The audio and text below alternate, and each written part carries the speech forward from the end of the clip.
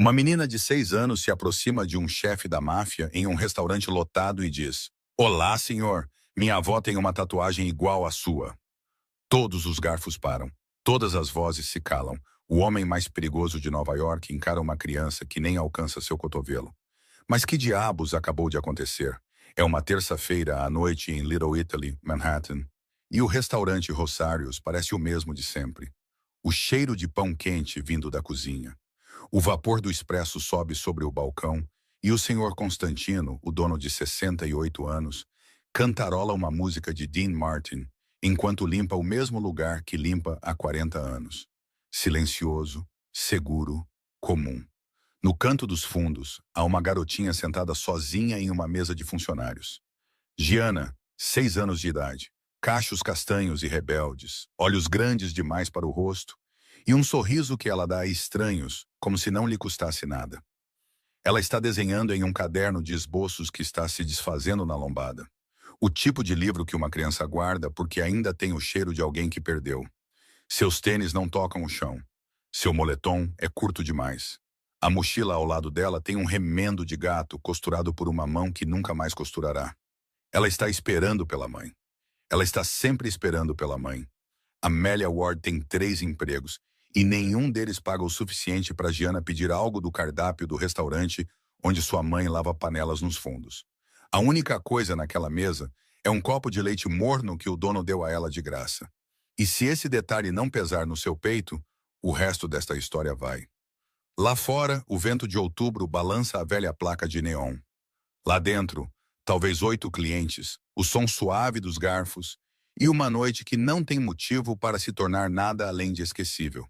Então, os motores chegam, não um, mas vários. Baixo, pesado, o tipo de som que vibra nos seus dentes antes mesmo de você ver o que o está fazendo. 3 SUVs pretos com vidros escuros param na calçada e param como se fossem donos da rua. Porque eles são. A mão do senhor Constantino congela no meio da limpeza. Seu rosto fica branco. Uma palavra sai de sua boca como uma pedra. Valente. Se você passou um único ano neste bairro, esse nome diz tudo. Diz para você terminar seu prato. Manter os olhos baixos e rezar para que aquelas portas de carro não estejam se abrindo para você. 6 homens descem na calçada. Ternos sob medida, sapatos polidos. O peso do silêncio os segue como uma sombra. Eles não têm pressa. Eles não precisam. A porta se abre e um ar frio invade o local, trazendo colônia, couro e algo mais. Algo que faz o casal perto da janela congelar no meio da mastigação. Os clientes se encolhem. Peggy, a cliente regular de 72 anos, agarra sua bolsa com as 2 mãos. Um homem no balcão abaixa o jornal tão devagar que você pensaria que era feito de vidro. E então a Giana. Ela não se encolhe, não se esconde, não entende por que todos os adultos nesta sala parecem ter esquecido como respirar. Ela apenas olha para cima, com o giz de cera ainda na mão, observando-os da mesma forma que uma criança assiste a um desfile. O último a entrar pela porta é aquele por quem a sala estava se preparando. Ele se move devagar, deliberadamente, olhos como aço de inverno, examinando cada canto antes de dar o terceiro passo. Nick Valente, 36 anos, chefe da família Valente. O tipo de homem cuja voz nunca se eleva porque nunca precisa. Terno preto de 3 peças, sem gravata, e quando ele se senta e sua manga se desloca, lá está ela. Uma tatuagem em seu antebraço esquerdo. Um leão coroado, espadas cruzadas, uma inscrição em latim abaixo, o brasão dos Valente. Em algumas salas, esse símbolo significa proteção. Em outras, significa que você nunca foi visto e nunca esteve aqui. Ele levanta 2 dedos, 6 expressos. É isso. É tudo o que ele diz. E o senhor Constantino quase derruba um pires ao ir para a máquina. Mas nada disso importa para Giana. Nem os ternos, nem o silêncio, nem o medo que se arrasta pelo rosto de todos na sala. A única coisa em que seus olhos se fixam é naquela tatuagem, o leão coroado. Ela inclina a cabeça, estudando-a como estuda borboletas, com um fascínio totalmente destemido. Porque ela já a viu antes. Menor, mais suave, no pulso esquerdo de uma mulher que a segurava todas as noites e lhe contava histórias até ela adormecer. E agora, sentada a 1,5 metros de um homem que a cidade inteira teme, uma menina de 6 anos com um tênis descascado e um moletom curto demais está prestes a abrir a boca. Ela vai dizer a única frase que irá desvendar um segredo de 18 anos, congelar o sangue de 6 homens armados e mudar todas as vidas nesta sala antes mesmo que o expresso esfrie.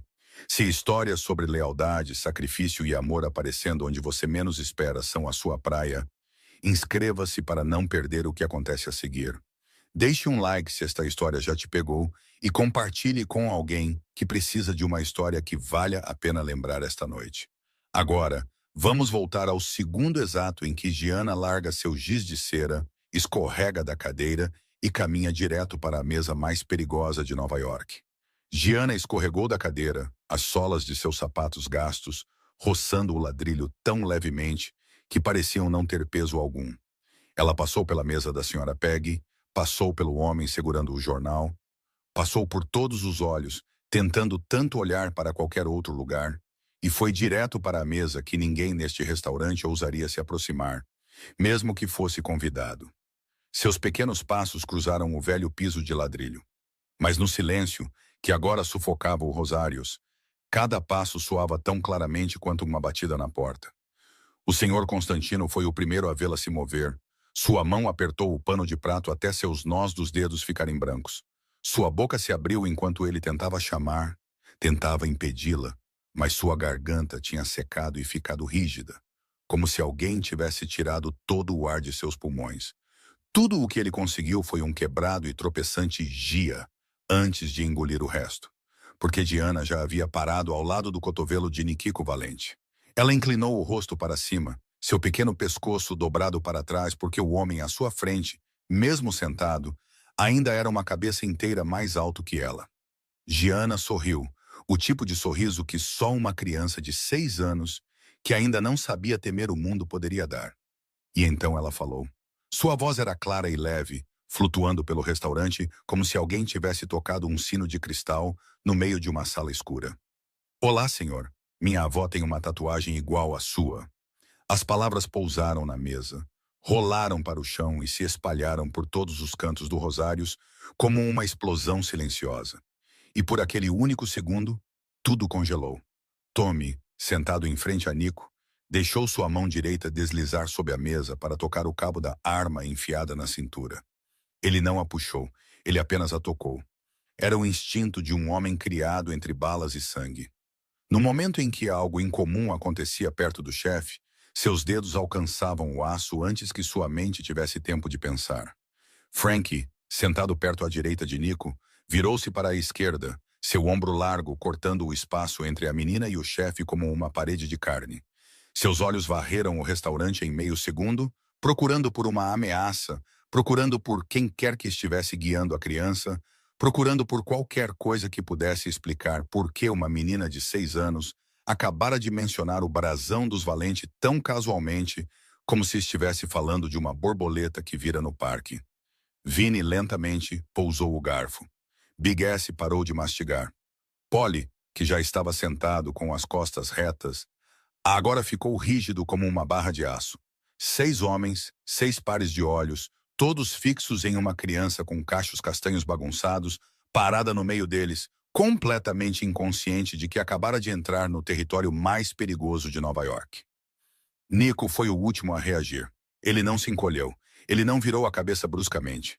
Ele virou o rosto para a esquerda lentamente. Tão lentamente que Frank teve tempo de ver o tendão em seu pescoço se contrair milímetro por milímetro. Seus olhos cinzentos e frios pousaram no rosto de Diana. Não com raiva, não ameaçadores, apenas afiados. Tão afiados que a senhora Peggy, na mesa ao lado, agarrou a alça de sua bolsa como se estivesse se segurando em um corrimão de navio no meio de uma tempestade. Nico não falou imediatamente. Ele olhou para a menina por 3 segundos inteiros, e esses 3 segundos se estenderam por 3 anos para todos na sala. Então ele falou. Sua voz era baixa, não mais alta que o expresso pingando atrás do balcão, mas cada palavra caiu com o peso de chumbo. O que você disse sobre sua avó e minha tatuagem? Gianna piscou. Ela não entendia porque este homem estava pedindo para ela repetir algo que acabara de dizer tão claramente.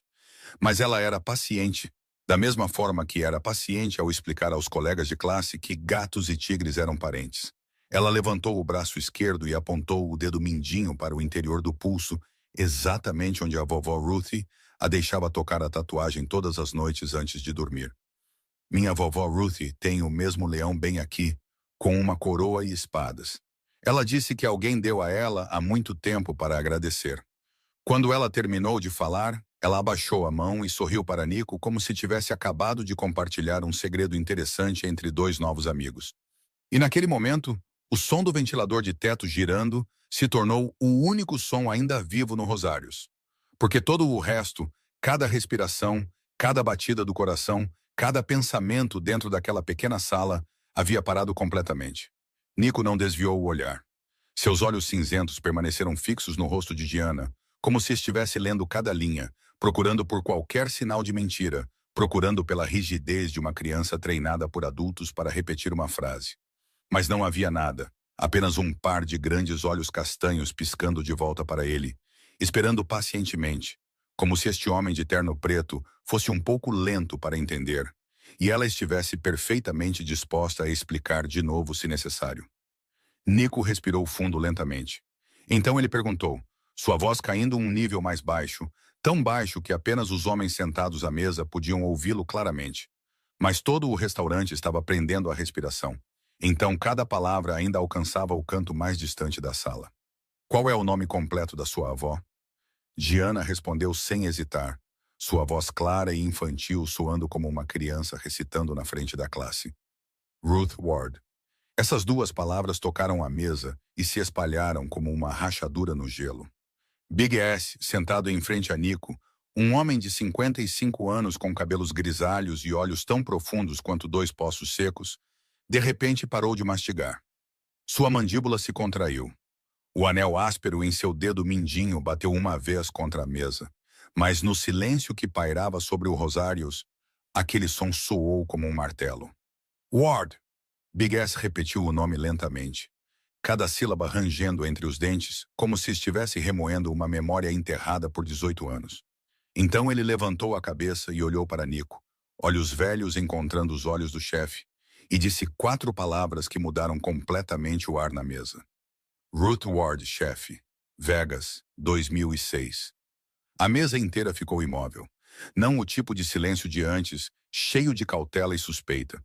Este era o silêncio de homens que acabaram de ouvir um nome que pensaram que nunca mais ouviriam. Tommy, com a mão direita ainda sob a mesa, estreitou os olhos para além de Diana, lançou um rápido olhar em direção à porta do restaurante, para o estacionamento, procurando por alguém que pudesse estar lá fora, esperando pela reação deles. Chefe, disse Tommy em voz baixa, sua voz tensa. Pode ser uma armadilha. Alguém conhece a velha história e está usando a criança como isca. Nico não respondeu a Tommy. Ele continuou olhando para Diana. Então ele perguntou novamente, seu tom calmo, como se estivesse perguntando qual sabor de sorvete ela gostava. Mas seus olhos cinzentos eram outra coisa. Onde no braço da sua avó está a tatuagem? Pulso esquerdo. Diana levantou o braço esquerdo, virou o interior do pulso para fora e apontou exatamente para o local. Bem aqui, a vovó me deixa tocar antes de dormir. Nico deu um leve aceno de cabeça, apenas uma vez. Então ele fez a pergunta que todos na mesa sabiam que era a decisiva. Você se lembra como é essa tatuagem? Diga-me, o mais detalhado que puder. Diana inclinou a cabeça, franziu a testa e empurrou o lábio inferior para fora um pouco. Exatamente o rosto que ela fazia quando estava tentando desenhar algo difícil em seu caderno. Um leão usando uma coroa como a sua. Há 2 espadas cruzadas embaixo, mas a da vovó é muito menor. Ela fez uma pausa. Então seus olhos brilharam como se ela tivesse acabado de se lembrar de algo. Ah, e uma parte está borrada na perna direita do leão. A vovó disse que o homem que estava fazendo teve uma cãibra enquanto tatuava o menino primeiro, e o menino ficou tão orgulhoso daquela cicatriz de guerra que insistiu que o presente dela tivesse o mesmo borrão para que eles estivessem sempre ligados. A vovó sempre ri quando conta essa história. O rangido de uma cadeira arrastando no chão dividiu a sala. Tommy se levantou de um salto. Seu corpo todo se inclinou para a frente, sua mão largou a arma nas costas e bateu na mesa. Nenhuma criança conseguiria inventar esse detalhe. A voz de Tommy rachou pelo restaurante. A senhora Peggy soltou um pequeno grito. O homem lendo o jornal no balcão quase caiu do banquinho.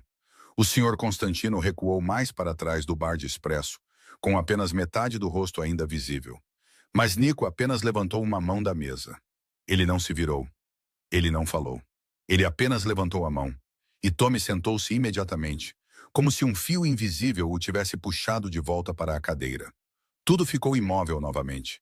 Nico olhou para seu próprio antebraço esquerdo, onde o leão coroado estava tatuado em sua pele. E ele sabia que o homem que havia feito aquela tatuagem era o médico particular da família Valente, que havia morrido 10 anos antes de um ataque cardíaco em sua mesa de café da manhã, levando a maioria dos segredos desta família para o túmulo com ele. O detalhe da tinta borrada na perna direita do leão era um segredo sagrado, nunca compartilhado com o mundo fora de Nico e da mulher que observou aquela agulha se mover até que ela o sussurrou para a criança em quem mais confiava. Um era Nico, que estava deitado na mesa daquela sala escura da clínica, nos arredores de Vegas naquela noite, observando a agulha traçar cada linha no pulso da mulher que salvou sua vida. E a outra era aquela mulher, Ruth Ward. Nico fechou os olhos por apenas um segundo. Mas naquele segundo, ele não estava mais sentado no restaurante Rosários. Ele estava deitado no chão de concreto gelado daquela sala escura da clínica, nos arredores de Vegas. 18 anos, sangue escorrendo por entre os dedos, olhando para o rosto de uma mulher que ele não conhecia e cujo nome ele nem teve a chance de perguntar. Então ele abriu os olhos. Gianna ainda estava lá, com a cabeça inclinada, esperando. Aqueles grandes olhos castanhos não tinham ideia de que haviam acabado de escancarar a porta para o passado. Nico não precisava fazer outra pergunta. A tinta borrada na perna direita do leão, o pulso esquerdo, Ruth Ward, 3 detalhes sobrepostos tão perfeitamente que não havia uma única fresta para a coincidência se esconder. Ele sabia. Ele sabia com a mesma certeza com que sabia seu próprio nome. Big S também sabia. O velho sentou-se com as costas retas, ambas as mãos apoiadas na mesa, olhando para os homens sentados com ele, com os olhos de alguém que viveu neste mundo tempo suficiente para saber quando o silêncio significava perigo, e quando o silêncio significava reverência. Então ele falou, sua voz baixa e lenta, o suficiente para cada palavra penetrar em cada homem ali. Em 2006, o chefe tinha-se apenas 18 anos. Ele foi emboscado nos arredores de Vegas após uma reunião com um parceiro. 5 atiradores, esfaqueado no ombro, costelas quebradas, perda severa de sangue. O chefe se arrastou para fora do beco quase morto. Big S fez uma pausa. Seus olhos se voltaram para Gianna antes de retornar a Nico, como se pedisse permissão para continuar na frente de uma criança. Nico deu um leve aceno de cabeça. Uma enfermeira do turno da noite encontrou o chefe do lado de fora da porta de uma clínica comunitária fechada. Ela não chamou a polícia, não chamou uma ambulância. Ela o arrastou para dentro com as próprias mãos, trancou a porta, suturou as feridas, estancou o sangramento, manteve o chefe vivo por 4 dias enquanto os homens que o caçavam vasculhavam a área em busca dele. Big S engoliu em seco. O nome daquela enfermeira era Ruth Ward. O nome caiu sobre a mesa pela segunda vez naquela noite, mas desta vez não causou choque. Causou outra coisa. Algo que os 6 homens sentados naquela mesa raramente deixavam alguém ver. Emoção. Frank foi o primeiro a mudar. Sua mão direita, que desde o momento em que ele entrou no Rosários, permaneceu no lugar onde ele poderia puxar a arma sob o paletó em menos de 1 segundo, agora lentamente deixou seu peito e pousou na mesa, com a palma para cima, aberta, um pequeno gesto que neste mundo significava que não havia mais ameaça.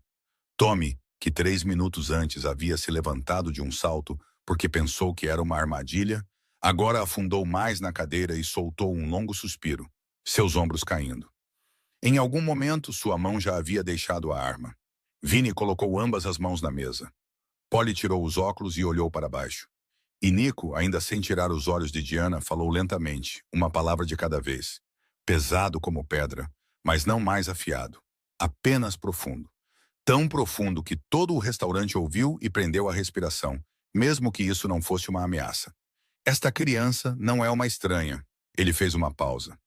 Seus olhos cinzentos permaneceram em Gianna, mas as palavras eram para todos eles. Ela acabou de dizer o nome da pessoa a quem toda a família Valente deve uma vida. Há 18 anos. No restaurante, a mudança se espalhou como uma maré lenta que nada poderia parar. Não foi alto, não foi dramático, foi simplesmente o momento em que todos entenderam que o que estava acontecendo na frente deles não era o que eles pensavam. Isso não era uma caçada, não era uma ameaça, não era o tipo de coisa que o nome Valente geralmente trazia para uma sala. Isso era o acerto de uma dívida. A senhora Peggy, cujas mãos estavam agarrando sua bolsa com tanta força nos últimos minutos que seus nós dos dedos ficaram brancos, agora relaxou, e a bolsa deslizou para seu colo. Ela ainda não ousava respirar muito fundo, mas seus ombros haviam baixado um pouco. O homem no balcão pousou o jornal completamente, não mais fingindo ler. Seus olhos fixos na mesa de Nico com um olhar de total incredulidade com o que acabara de ouvir. O casal perto da janela, que momentos antes estava congelado no meio da refeição, agora havia engolido a comida. Mas nenhum deles tocou em um garfo novamente. O senhor Constantino ainda estava atrás do balcão, meio escondido atrás da máquina de expresso, mas seus olhos haviam mudado. O medo se foi. Apenas uma incredulidade atordoada permaneceu. E no meio de toda essa mudança silenciosa, Giana ainda estava ao lado da mesa, ambas as mãos agarrando a barra de seu moletom, seus pés balançando levemente no chão de ladrilho, completamente inconsciente de que acabara de construir uma ponte entre o presente e uma dívida que os homens mais perigosos de Nova York carregavam em seus ombros por quase 2 décadas. A única coisa que ela sabia era que esses tios vestidos de preto pareciam menos assustadores do que há um momento. E o homem sentado no meio, o de olhos cinzentos, agora a olhava de uma maneira que não era mais afiada, mas continha algo mais quente, algo mais profundo, algo que ela ainda não tinha palavras suficientes para nomear. Nico recostou-se na cadeira, seus olhos olhando para muito além do ombro de Giana, através da janela do Rosários, através da rua escura de Little Italy.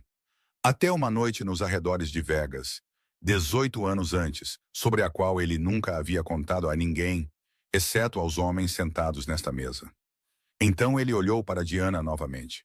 Ela estava lá esperando, seus olhos arregalados, ambas as mãos agarrando a barra de seu moletom, paciente como uma criança esperando um adulto contar uma história de ninar. Ele respirou fundo. Vou te contar por que sua avó tem essa tatuagem. A voz de Nico era baixa e pesada, cada palavra caindo lentamente, como um homem abrindo a porta de um quarto que esteve trancado por muito tempo e cujas dobradiças já haviam enferrujado. Todo o restaurante ficou em completo silêncio. A senhora Peggy se inclinou para a frente. O homem com o jornal esqueceu completamente o jornal. O casal perto da janela virou suas cadeiras. O senhor Constantino ficou atrás do balcão, ainda segurando o pano de prato, mas sem se mover. Ninguém saiu. Ninguém queria sair. Naquele ano eu tinha 18 anos. Começou Nico, seus olhos nunca deixando Diana. Mas sua voz falava para toda a sala. Meu pai tinha acabado de morrer. Ele foi baleado. Eu tive que assumir o lugar dele antes mesmo de entender como este mundo funcionava. Um garoto de 18 anos em um terno que era grande demais, sentado em uma cadeira da qual homens adultos tinham medo.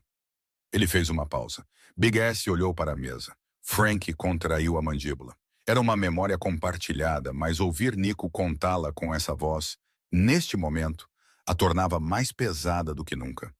Fui a Vegas para me encontrar com um parceiro, um homem que eu pensava ser um aliado. Nico falou a palavra pensava leve como o ar, mas todos que ouviam entenderam o peso por trás dela. O desgraçado me vendeu. A reunião tinha acabado de terminar quando 5 homens me encurralaram em um beco escuro atrás de um armazém. Sem armas. Eles usaram facas e bastões porque armas fazem barulho e eles me queriam morto em silêncio. Os olhos de Diana se arregalaram e suas mãos se apertaram na barra de seu moletom. Nico continuou, sua voz firme, sem tremer, sem ódio, plana como um homem lendo uma sentença que havia sido proferida há muito tempo. Eles me esfaquearam no ombro, quebraram minhas costelas. Eu caí no chão do beco, e meu sangue estava saindo mais rápido do que eu conseguia respirar. Eles pensaram que eu estava morto e foram embora, mas eu ainda não estava morto. Ele levantou uma mão e tocou seu ombro esquerdo sem pensar, exatamente onde a velha cicatriz estava sob o tecido de seu terno. Eu me arrastei, não sei por quanto tempo. Só sei que meus joelhos estavam rasgados no concreto e o sangue deixou um rastro atrás de mim. Então eu vi uma luz. Uma única luz amarela em uma rua inteira que estava escura. A clínica comunitária havia fechado às 6 horas, mas ainda havia luz lá dentro. Nico olhou para Gianna. E era lá que sua avó estava. Gianna soltou um pequeno suspiro. Vovó Ruthie? Sim, vovó Ruthie. Nico assentiu. Sua avó era a enfermeira do turno da noite. Naquela noite, ela ficou até tarde para organizar arquivos médicos. Eu bati na porta, ou melhor, eu caí contra ela porque não tinha mais forças para bater. A porta se abriu e sua avó estava lá.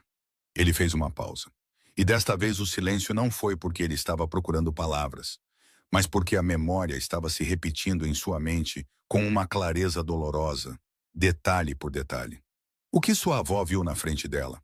Um garoto de 18 anos coberto de sangue, uma tatuagem da máfia aparecendo em seu braço, olhos quase se fechando para sempre. Qualquer outra pessoa teria fechado a porta, chamado a polícia ou se virado e ido embora. Sua avó não fez nenhuma dessas coisas. Gianna engoliu em seco. Seus olhos estavam começando a brilhar, embora ela ainda não entendesse tudo.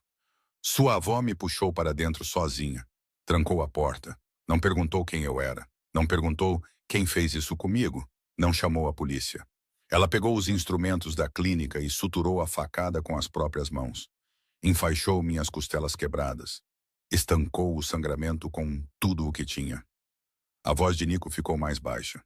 E ela não tinha muito. Água quente, toalhas velhas, álcool barato, agulhas e linha médicas.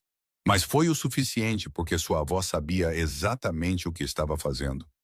Então a voz de Nico mudou, caindo um nível mais profundo ainda, a ponto de todo o restaurante ter que prender a respiração apenas para captar as palavras. No terceiro dia, eles encontraram o rastro. Eles seguiram o sangue que eu havia deixado na rua. Foram de porta em porta, batendo, perguntando a todos. Então eles chegaram à clínica. Gianna apertou as mãos com mais força. Sua avó me escondeu no armário de remédios nos fundos. Trancou. Então ela abriu a porta da frente e os enfrentou. 5 homens, facas ainda manchadas de sangue sob as mangas. Eles perguntaram à sua avó se ela tinha visto um garoto ferido passar por ali. Nico olhou para Gianna, e agora seus olhos não estavam mais frios, não mais afiados, apenas cheios de algo profundo e quieto, algo que parecia gratidão reprimida por tempo demais. Você sabe o que sua avó disse? Ela olhou 5 homens diretamente nos olhos e disse: Eu sou enfermeira. Todos os dias vejo dezenas de pessoas feridas. Seja mais específico. Big S balançou a cabeça levemente. Não porque não acreditasse, mas porque não importava quantas vezes ouvisse, a calma daquela mulher ainda lhe dava um arrepio. Nico continuou. Eles acreditaram nela. Eles foram embora. E sua avó voltou a cuidar de mim por mais um dia, 4 dias no total, até que eu pudesse ficar de pé sozinho. Ele fez uma pausa. Quando eu saí, eu queria recompensá-la. Dinheiro, o quanto ela quisesse. Gianna perguntou suavemente, sua voz trêmula. A vovó aceitou? Nico balançou a cabeça, o menor sorriso, quase imperceptível, passando pelo canto de sua boca. Sua avó disse, eu não salvo pessoas por dinheiro. Eu salvo pessoas porque é a coisa certa a fazer. Então ela me empurrou para fora da porta. O sorriso desapareceu. Então eu pedi ao médico particular da família para tatuar o brasão dos Valente em seu pulso. Pequeno, mas no meu mundo significa isto. Qualquer um que veja essa tatuagem protegerá a pessoa que a usa. Ninguém tem permissão para tocá-la. Ninguém tem permissão. É a marca dos Valente. E sua avó é a única pessoa fora da família que já teve permissão para carregá-la. Gianna ficou parada, seus olhos ainda úmidos de tudo o que acabara de ouvir. Mas sua cabeça inclinou-se ligeiramente para um lado por hábito, como sempre fazia sempre que perguntas se alinhavam em sua mente, esperando para serem feitas. Nico viu. Ele sabia que a história não havia acabado, e que a parte que ainda faltava contar era a mais pesada de todas.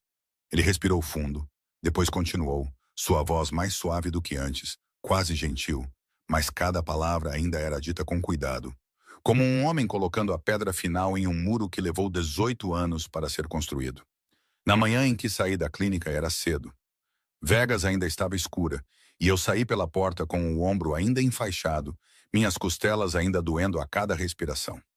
Ele fez uma pausa. E eu vi uma menina. Gianna piscou. Uma menina? Sim, com cerca de 9 anos de idade, parada do lado de fora da porta da clínica, segurando uma mochila escolar, o cabelo amarrado de forma torta, os sapatos velhos, olhando para mim com olhos arregalados e sem dizer uma palavra. Ela não estava com medo. Ela não correu. Ela apenas ficou lá e olhou para mim. Gianna engoliu em seco. A vovó Ruthie estava atrás de mim e disse, minha filha, ela acordou cedo para a escola. Então ela colocou a mão no ombro da menina e a puxou para dentro sem explicar mais nada. Nico olhou para sua própria mão, seus 2 dedos indicadores batendo uma vez na mesa de madeira. Eu olhei para aquela menina por exatamente 3 segundos e fiz uma promessa a mim mesmo, não a mais ninguém. Apenas a mim mesmo, que se Ruth Ward ou qualquer pessoa de sua família precisasse de algo, eu viria. 10 anos depois, 20 anos depois, não importava quanto tempo levasse. Gianna agarrou a barra de seu moletom com tanta força que seus nós dos dedos ficaram brancos. Ela perguntou com uma voz minúscula e trêmula. Quem era aquela menina de 9 anos? Nico não respondeu imediatamente. Ele levantou a cabeça e, pela primeira vez em toda a noite, aqueles olhos cinzentos não olharam para Gianna. Eles se viraram para a porta da cozinha do Rosários. Aquela velha porta cinzenta bem fechada. Atrás dela, o som de água correndo, panelas tocando na pia, os sons de uma mulher trabalhando sem saber que todo o restaurante estava prendendo a respiração por causa da história de sua mãe. Sua mãe. Essas 2 palavras caíram levemente, mas a boca de Gianna se abriu como se alguém tivesse tirado todo o ar de seus pulmões. Seus olhos se arregalaram tanto que pareciam ocupar metade de seu rosto. Minha mãe. Nico assentiu, e naquele exato momento, como se o universo tivesse arranjado cada segundo desta noite com antecedência, a porta da cozinha se abriu. Amelia Ward passou pela porta, ambas as mãos ainda molhadas, seu avental recém-removido e jogado sobre um ombro, seu cabelo castanho caindo solto do prendedor que se soltara após horas em pé na cozinha. Ela saiu porque ouviu o silêncio incomum no restaurante. O tipo de silêncio que não parecia uma pausa nos negócios, mas como se algo estivesse errado. Então ela viu sua filha parada no meio de 6 homens de ternos pretos. O instinto de Amélia não precisou de um segundo para analisar nada. Ela correu para a frente e agarrou Gianna pelos ombros, puxou-a para trás de si, depois se endireitou e se plantou entre sua filha e a mesa, a espinha rígida, os olhos ferozes, embora seu corpo estivesse tremendo levemente. Minha filha é apenas uma criança de 6 anos. Se ela disse algo errado, me desculpe, mas não toque na minha filha. Sua voz falhou no final da frase, mas ela não recuou nem uma vez. Amelia Ward, 27 anos, tão magra que os ossos de seus ombros se projetavam contra o tecido de sua camisa, olheiras pesadas sob os olhos, uma longa cicatriz exposta em seu braço direito sob a manga que ela havia arregaçado, ficou entre sua filha e os 6 homens mais perigosos da cidade, com exatamente uma coisa para proteger sua filha, seu próprio corpo. Nico levantou-se lentamente. A cadeira deslizou para trás sem fazer barulho. Ele ficou de frente para Amélia, quase uma cabeça mais alto que ela, mas não se moveu em sua direção. Ele não a intimidou. Ele apenas ficou lá e olhou para ela. Olhou por um longo tempo, porque ele estava vendo 2 pessoas ao mesmo tempo. A menina de 9 anos segurando uma mochila escolar do lado de fora daquela clínica de Vegas 18 anos atrás. E a mulher parada diante dele agora, mais magra, mais exausta, marcada por uma cicatriz que não existia naquele ano. Mas os olhos eram exatamente os mesmos. E a maneira como ela ficou com as costas retas para proteger sua filha era exatamente a maneira como Ruth Ward ficou na frente da porta da clínica protegendo-o 18 anos atrás. Você é a filha de Ruth Ward, disse Nico. Não era uma pergunta, era uma afirmação. Amélia congelou. O nome de sua mãe saindo da boca deste homem neste restaurante não tinha razão para existir. Você conhecia minha mãe. E então veio, não lentamente, desabou sobre ela de uma só vez. A clínica comunitária escura. O sangue no chão que sua mãe disse ser remédio derramado. O gemido suave do quarto dos fundos que sua mãe disse vir de um paciente muito doente e que ela não tinha permissão para entrar. E naquela manhã cedo, a porta se abrindo, um adolescente passando pelo limiar, o ombro envolto em bandagens brancas, os olhos quase fechados. Mas antes de desaparecer na escuridão, ele se virou e olhou para ela por exatamente 3 segundos. Amélia olhou para Nico, olhou para os olhos cinzentos, olhou para sua mandíbula, as linhas de seu rosto, a maneira como ele ficava com uma leve inclinação para o ombro esquerdo, o ombro que havia sido esfaqueado naquele ano. E tudo se encaixou lentamente, impiedosamente, claramente. Aquele garoto. A voz de Amélia não era mais do que um sussurro. Era você? Nico assentiu uma vez, lentamente, e Amélia Ward sentiu seus joelhos fraquejarem, não de medo, mas porque pela primeira vez em seus 27 anos de vida, o passado de sua mãe havia saído da escuridão e estava bem na frente dela em carne e osso. Amélia ainda estava lá, a mão agarrando firmemente o ombro de Diana atrás das costas, mas suas pernas não estavam mais tão firmes quanto alguns segundos antes. Ela olhou para Nico, os lábios ligeiramente entreabertos, tentando juntar as peças espalhadas de 27 anos de memória em um quadro completo que se tornava mais claro a cada segundo que passava e mais doloroso a cada segundo que passava também. Nico podia ler isso em seu rosto. Ele não a apressou. Ele gentilmente puxou uma cadeira e fez um pequeno aceno em direção a ela, pedindo-lhe para se sentar porque sabia que o que ele estava prestes a dizer a seguir não era o tipo de coisa que uma pessoa deveria ouvir em pé. Amélia não se sentou. Ainda não. Ela apenas afrouxou um pouco a mão no ombro de Gianna, o suficiente para a menina escapar e ficar ao lado da mãe em vez de ir atrás dela. Depois daquela noite, disse Nico, sua voz baixa e lenta, como um homem tentando manter o equilíbrio em um arame esticado entre a verdade e uma ferida antiga. Eu procurei por sua avó por anos. Amélia piscou. Você procurou por minha mãe? Procurei. Nico assentiu. Mas sua avó não queria ser encontrada. Ele olhou para Amélia, seus olhos cinzentos pousando em seu rosto por mais tempo do que o necessário, como se pesasse cada palavra antes de falar. Ruth deixou Vegas logo depois de mim. Mudou de nome, voltou para Nova York. Ela não deixou um endereço, um número de telefone, nem um único rastro. Amélia queria perguntar por quê, mas a resposta veio antes que ela tivesse a chance de abrir a boca. Ela queria manter a filha longe do meu mundo.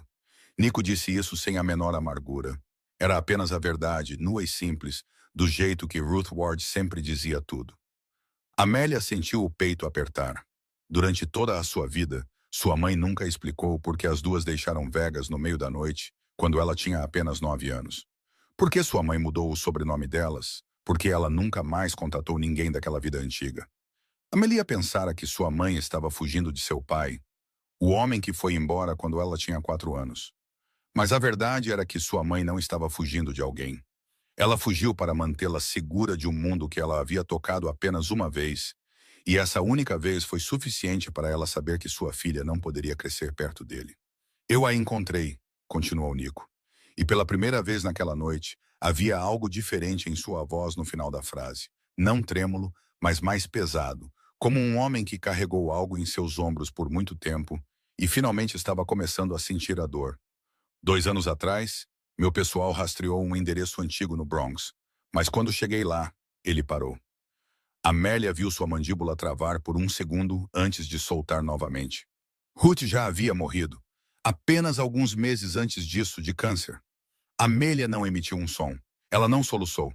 Ela não ofegou. Ela apenas ficou lá, e as lágrimas vieram silenciosas e naturais, como se alguém tivesse aberto uma válvula que ela mantivera fechada por 2 anos. E finalmente não conseguiu mais segurar, porque esta não era a dor de perder a mãe. Ela já conhecia essa dor. Ela vivia com ela todos os dias. Esta era a dor de descobrir a verdade tarde demais. Sua mãe não era apenas uma pobre enfermeira do turno da noite, uma mulher cansada carregando tigelas de mingau para casa às 2 da manhã, uma mulher remendando as roupas da filha com uma agulha velha sob a luz amarela fraca de uma luminária de mesa. Sua mãe era a mulher que arrastou um garoto de 18 anos coberto de sangue para uma clínica no meio da noite, suturou suas feridas com as próprias mãos, depois ficou na frente da porta, enfrentando 5 assassinos, e disse: "Eu não vi ninguém", com uma certeza tão calma que eles acreditaram nela e foram embora. Sua mãe era uma heroína e Amélia nunca soube. Eu fui ao túmulo dela, disse Nico em seguida, sua voz agora quase um sussurro. Deixei flores. Fiquei lá por um longo tempo.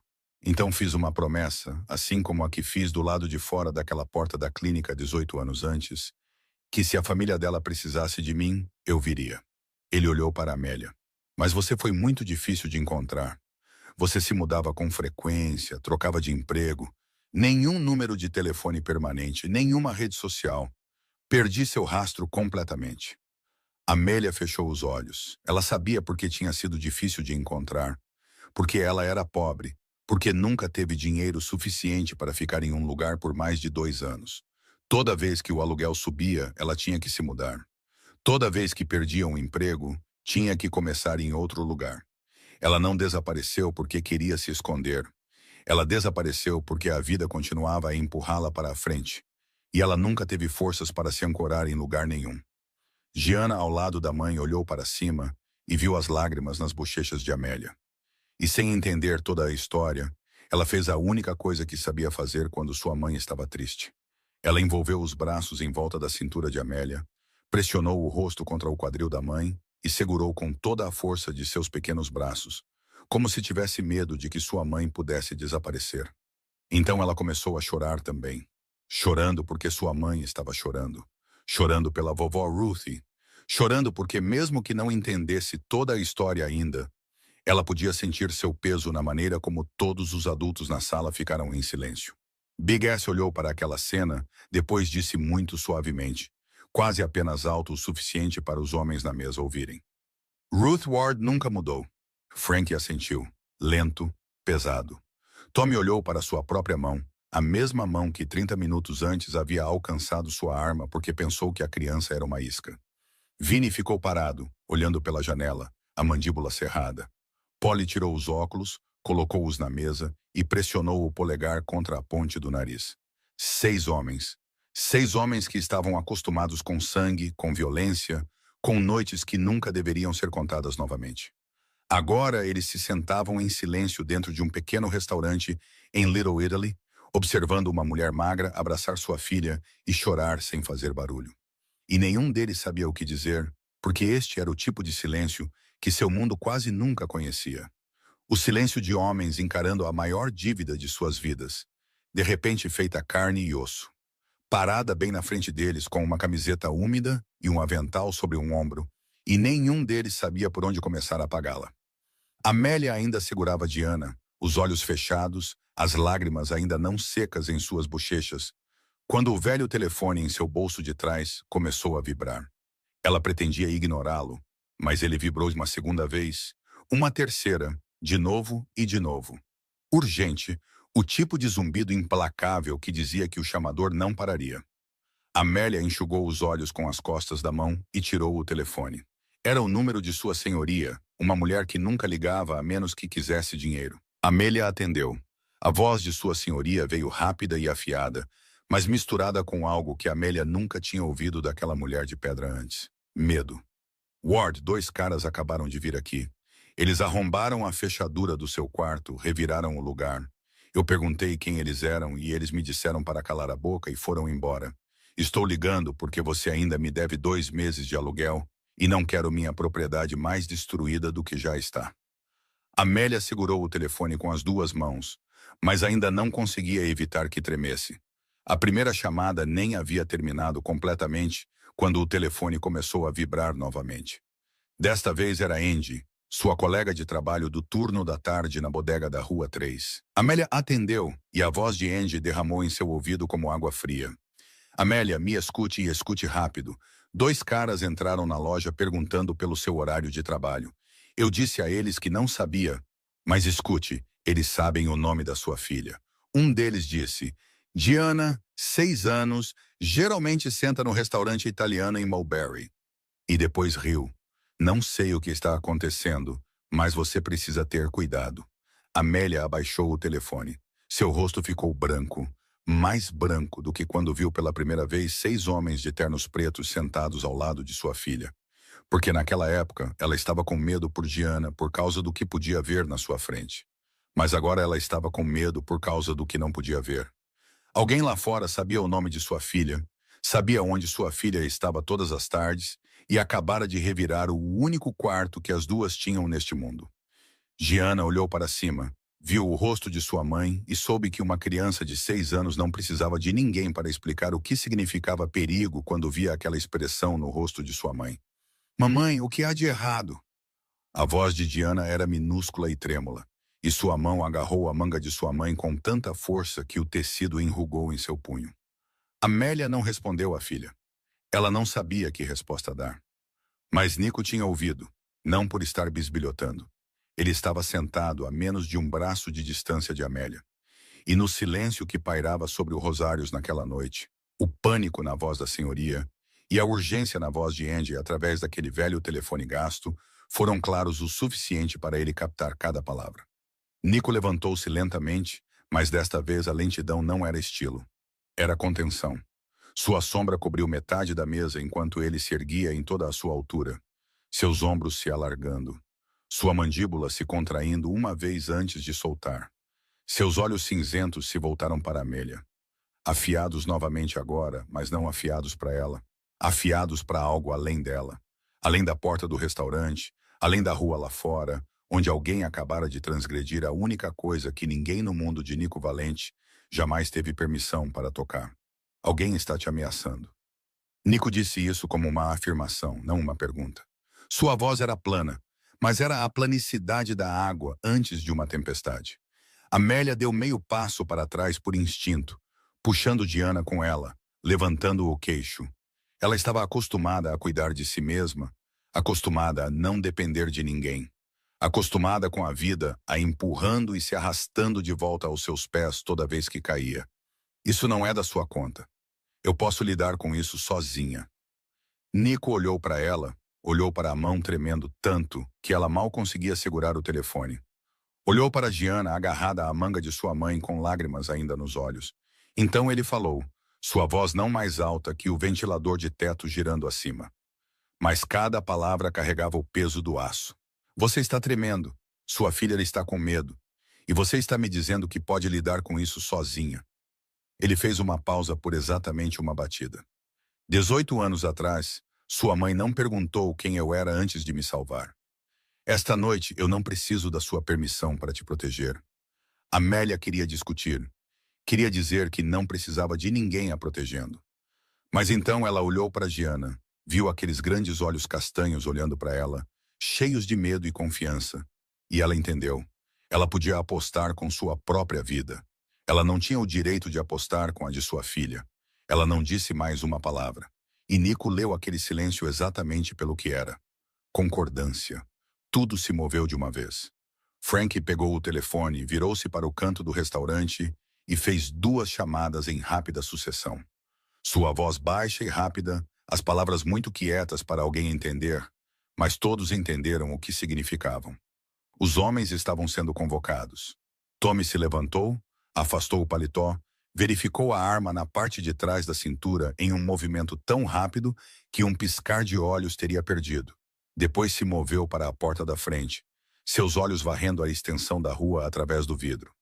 Big S já estava na entrada lateral, metade do corpo para fora na calçada, seus olhos experientes movendo-se da esquerda para a direita, lendo cada carro estacionado, cada sombra na rua com o tipo de instinto que 55 anos neste mundo haviam afiado mais do que qualquer faca. Vinnie assumiu a posição perto do balcão, murmurou algo no ouvido de Polly, e os dois se moveram em direção à porta da cozinha dos fundos. O senhor Constantino ficou atrás do balcão com a boca aberta, observando seu restaurante se transformar de um lugar para jantar em um centro de comando em menos de 30 segundos. 30 segundos.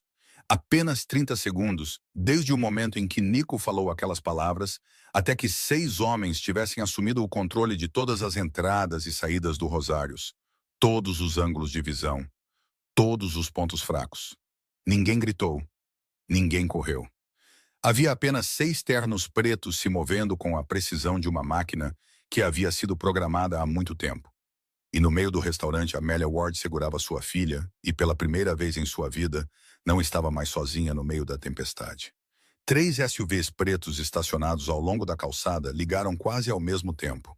o som profundo e constante de seus motores se misturando como a respiração de alguma besta enorme que acabara de despertar.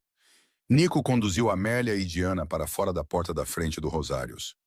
Uma mão levemente apoiada nas costas de Amélia sem tocá-la, mantendo distância suficiente para ela saber que ele estava ali sem fazê-la se sentir forçada.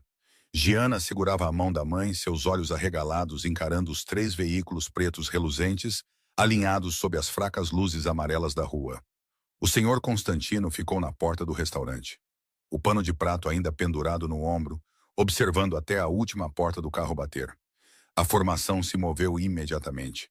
Sem um segundo de hesitação, Polly dirigiu o carro da frente, abrindo caminho, seus olhos varrendo cada cruzamento como um radar.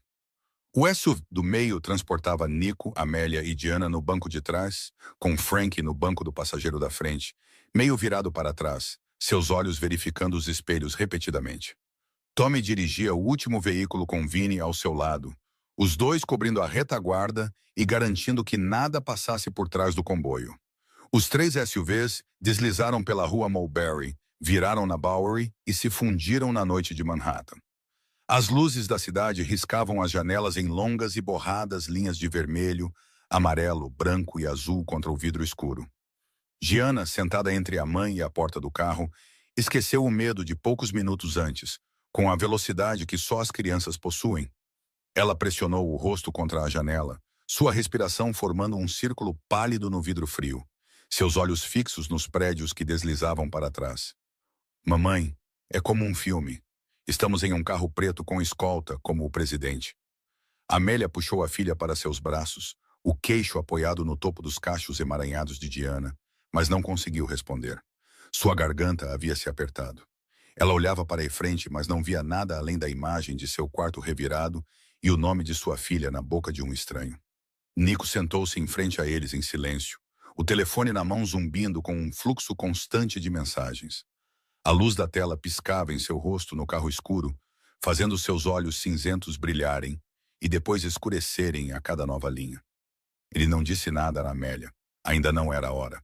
Logo após o comboio cruzar a ponte do Brooklyn, o intercomunicador do carro estalou suavemente. A voz de Polly veio do veículo da frente, baixa e seca, como um homem lendo coordenadas militares. Chefe, van preta, sem placas, seguindo a 2 cruzamentos, mantendo 3 carros de distância, não ultrapassa, não vira.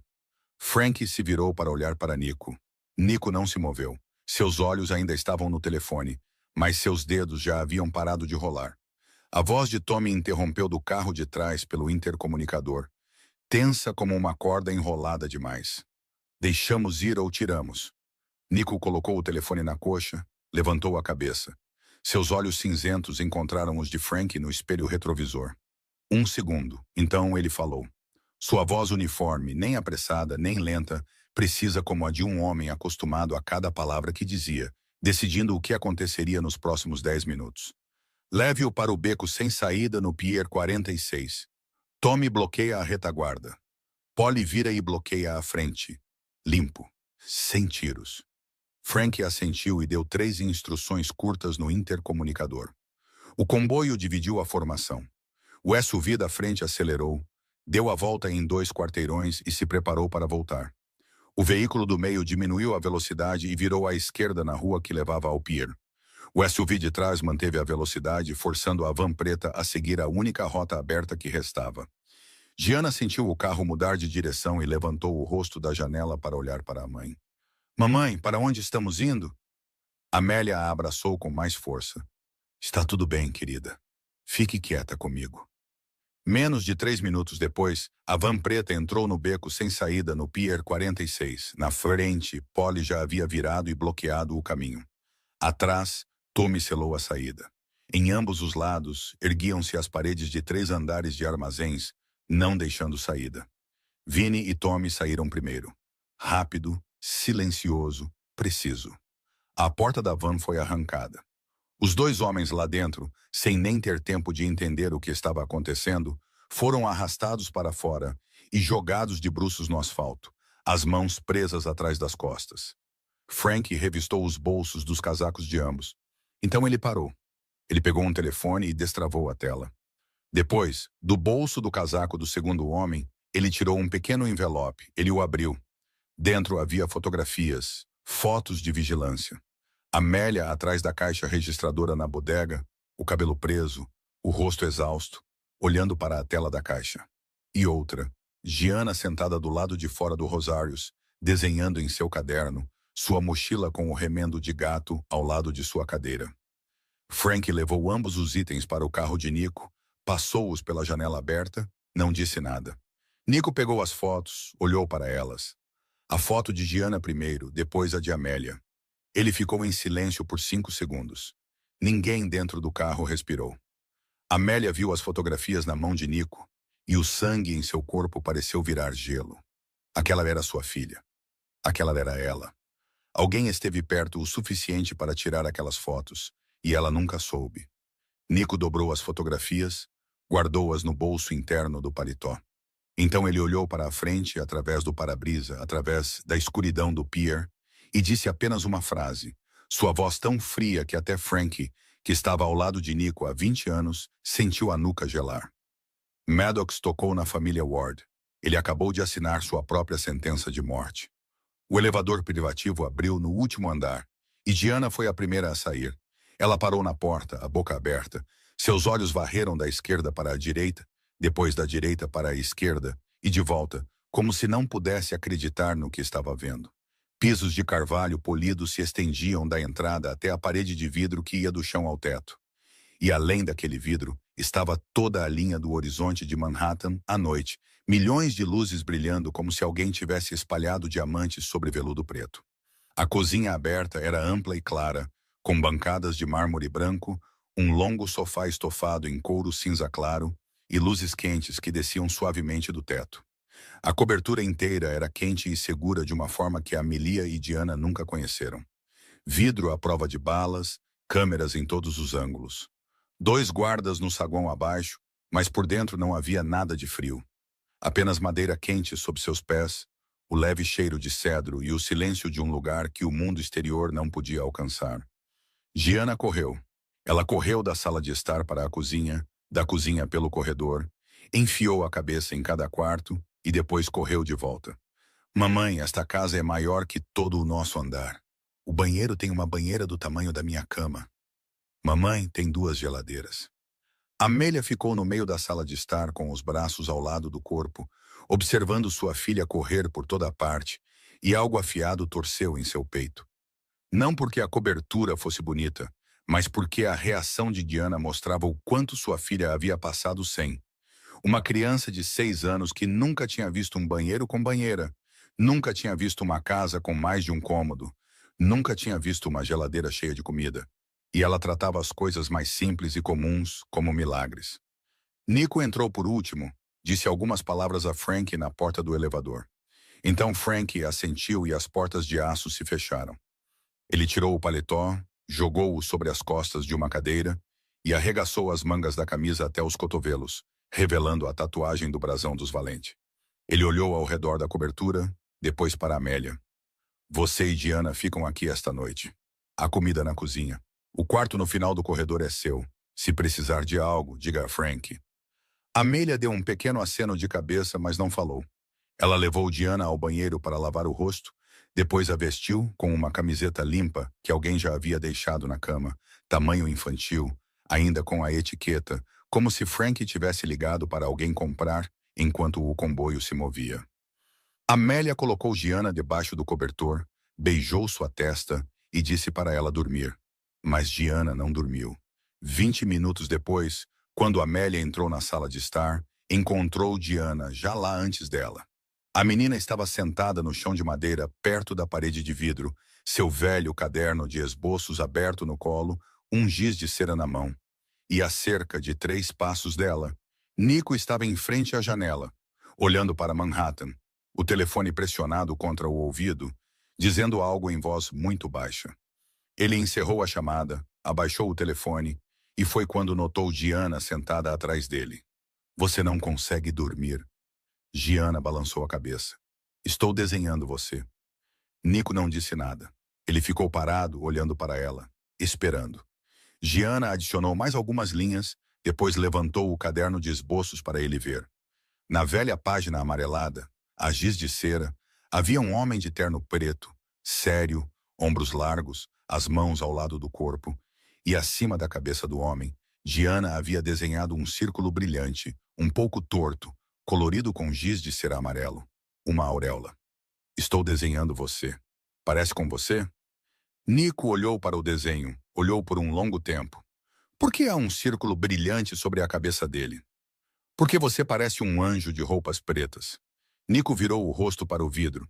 Giana não viu porque já havia abaixado a cabeça para colorir os sapatos no desenho. Mas se ela tivesse olhado para cima um segundo antes, teria visto a mandíbula de Nico se contrair e as luzes de Manhattan refletidas no vidro piscando sobre algo úmido no canto de seu olho que ele piscou para afastar muito rápido. Amélia ficou no corredor e viu tudo. Ela não saiu. Ela ficou lá com as costas contra a parede, observando sua filha sentada desenhando ao lado do chefe da máfia mais poderoso de Nova York. E seu peito doeu de uma forma que ela não conseguia nomear. Quando Diana finalmente adormeceu no sofá, Nico a cobriu com um cobertor fino, usando ambas as mãos rígidas, desajeitadamente, sem jeito, claramente como um homem que nunca havia colocado uma criança para dormir em sua vida. Então ele saiu para a varanda. Amélia o seguiu. O ar noturno de Brooklyn Heights estava frio, trazendo o cheiro do rio, o cheiro de concreto, e as luzes da cidade se espalhavam sob eles como um tapete vivo. Os dois ficaram lado a lado sem falar por um longo tempo. Amélia falou primeiro. Por que você está fazendo tudo isso? Só por causa da minha mãe? Nico não respondeu imediatamente. Ele olhou para a distância, através do rio, sobre os telhados, através da névoa fina que se instalava sobre a cidade. Então ele falou, sua voz baixa, sem olhar para ela, como se olhar em seus olhos naquele momento o fizesse dizer demais. Quando eu tinha 18 anos, as pessoas me olhavam de duas maneiras, com medo ou querendo me matar. Sua mãe foi a única pessoa que me olhou diferente. Ela me olhou como um paciente, como uma criança ferida, não um monstro, não um criminoso, apenas um garoto sangrando e precisando de ajuda. Ele fez uma pausa. Essa foi a última vez que alguém me olhou daquela maneira. Então ele se virou para Amélia e pela primeira vez naquela noite, seus olhos não estavam afiados, não estavam frios, não estavam lendo, não estavam julgando. Eram apenas os olhos de um homem dizendo a verdade. Até esta noite, quando sua filha olhou para mim.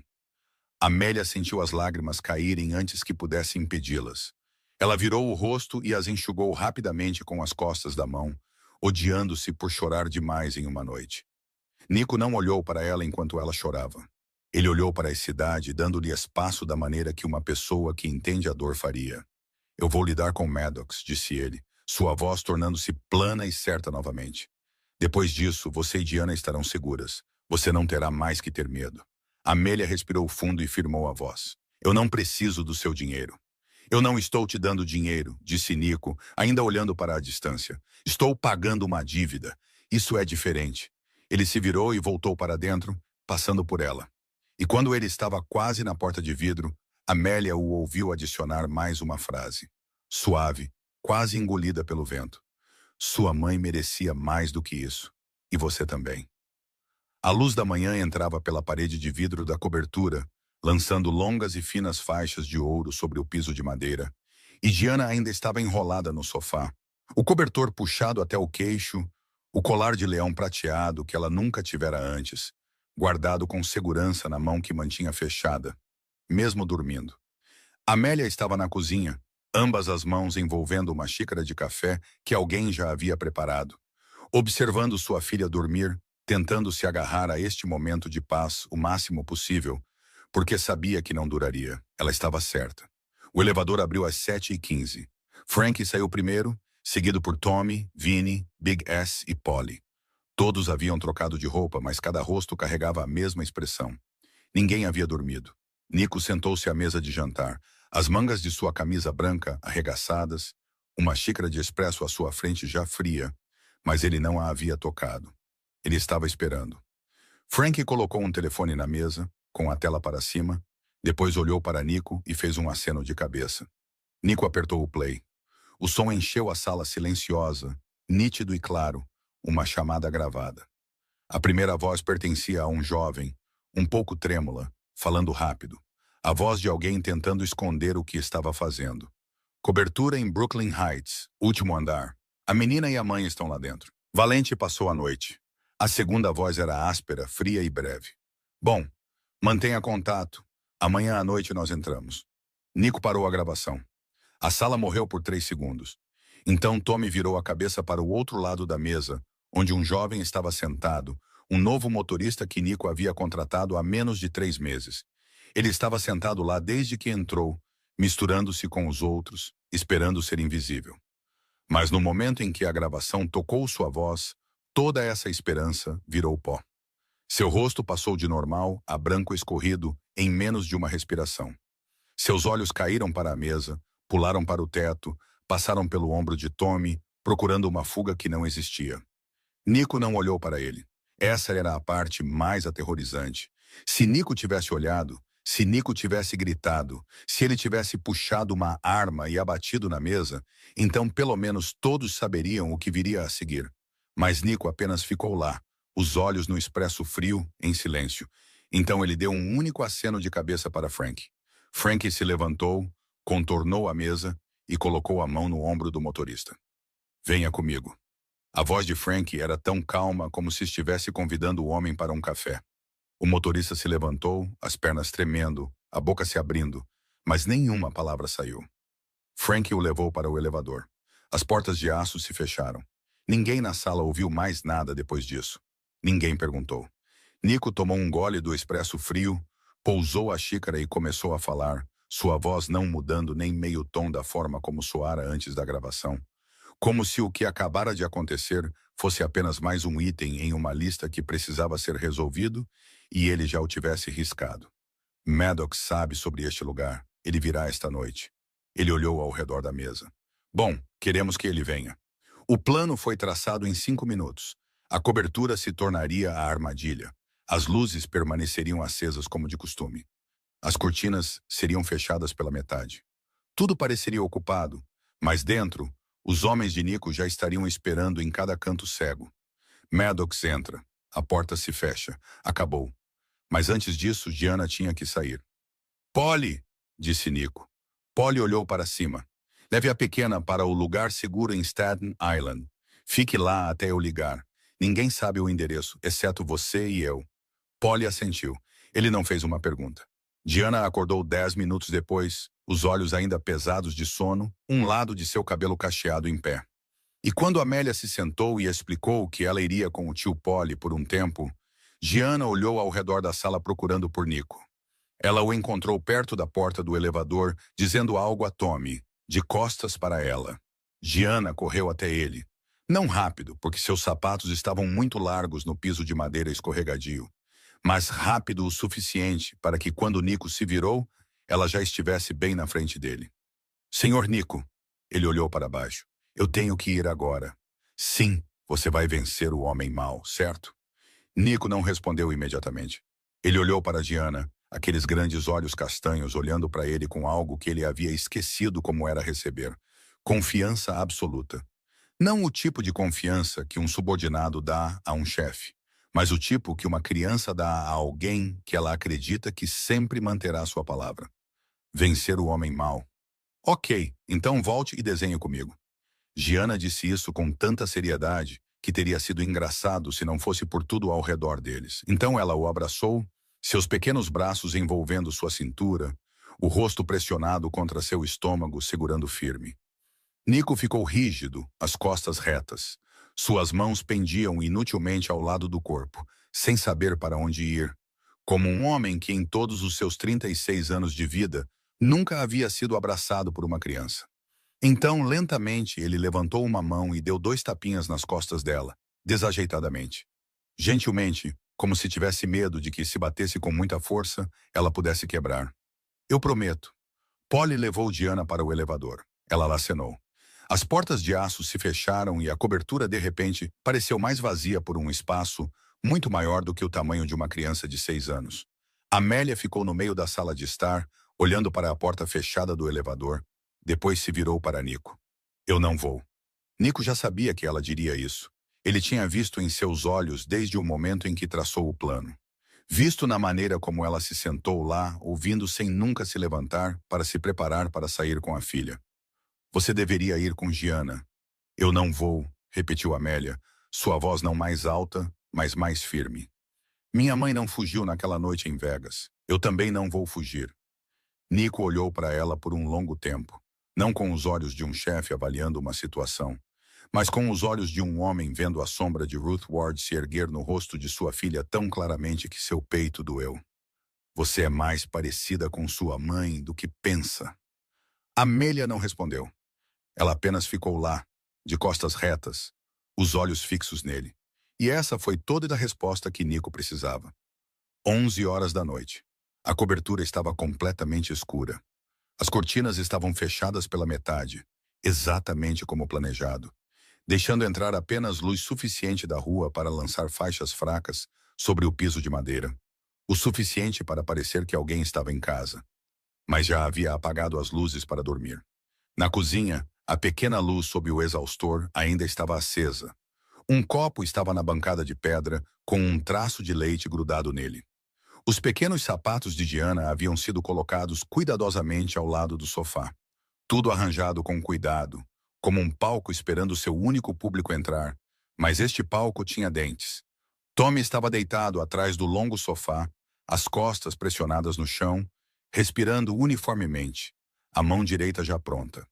Vinnie estava dentro do armário do quarto principal, a porta deixada aberta o suficiente para um olho vigiar o corredor. Big Ass sentou-se na escuridão da cozinha, as costas contra a geladeira, tão calmo quanto um homem sentado à beira da água com uma linha de pesca. Mais 4 homens que Frank havia chamado na noite anterior estavam posicionados nas escadas de incêndio, no saguão do elevador inferior e no corredor lateral. Nico estava no escritório no final do corredor, a porta aberta, a escuridão o engolindo por inteiro, com apenas a luz de seu telefone piscando sempre que uma nova atualização chegava. Amélia estava no quarto ao lado, sentada no chão com as costas contra a parede, ambos os braços em volta dos joelhos. Ela não estava mais tremendo. Ela já havia passado dessa fase. Tudo o que restava era esperar. Às 11h23, o telefone de Nico acendeu. Uma mensagem do homem posicionado no saguão abaixo. 2 palavras. Eles estão aqui. Ray Maddox liderava o caminho. 44 anos, um ex-parceiro que Nico havia expulsado da organização 2 anos antes por vender informações para os federais e depois se virar para construir sua própria equipe. Ele sabia como Nico operava, conhecia os hábitos, conhecia os pontos fracos e achava que sabia o suficiente para vencer. Ele trouxe 15 atiradores com ele, divididos em 3 grupos. O primeiro grupo pegou o elevador principal. O segundo subiu as escadas. O terceiro segurou o saguão abaixo para bloquear qualquer retirada. Uma formação sólida, suficiente para um ataque normal. Para a armadilha que Nico Valente havia construído, nem perto. O elevador parou no último andar. As portas se abriram. 5 homens saíram, armas levantadas na altura dos ombros, olhos varrendo a escuridão, seus passos deliberadamente leves, mas ainda sussurrando pelo piso de carvalho. Eles entraram na sala de estar, viram os sapatinhos ao lado do sofá, viram o copo de leite no balcão. Um deles sinalizou para o grupo se dividir em 2 e verificar cada cômodo. Eles deram exatamente mais 4 passos. Então a escuridão mordeu de volta. Tommy rolou de trás do sofá, não se levantando, mas rolando baixo, rápido, preciso, varrendo as pernas do homem da frente e o fazendo cair de cara no chão, sua arma deslizando pelo piso de madeira em um giro agudo e barulhento. Ao mesmo tempo, as luzes da cozinha se acenderam em uma explosão de branco tão brilhante que queimou os olhos. Big S apertou o interruptor de onde estava, e os 5 homens que acabaram de entrar passaram de caçadores a presas, seus olhos nem mesmo ajustados à luz antes que Vinnie já estivesse atrás deles, a porta do armário batendo contra a parede.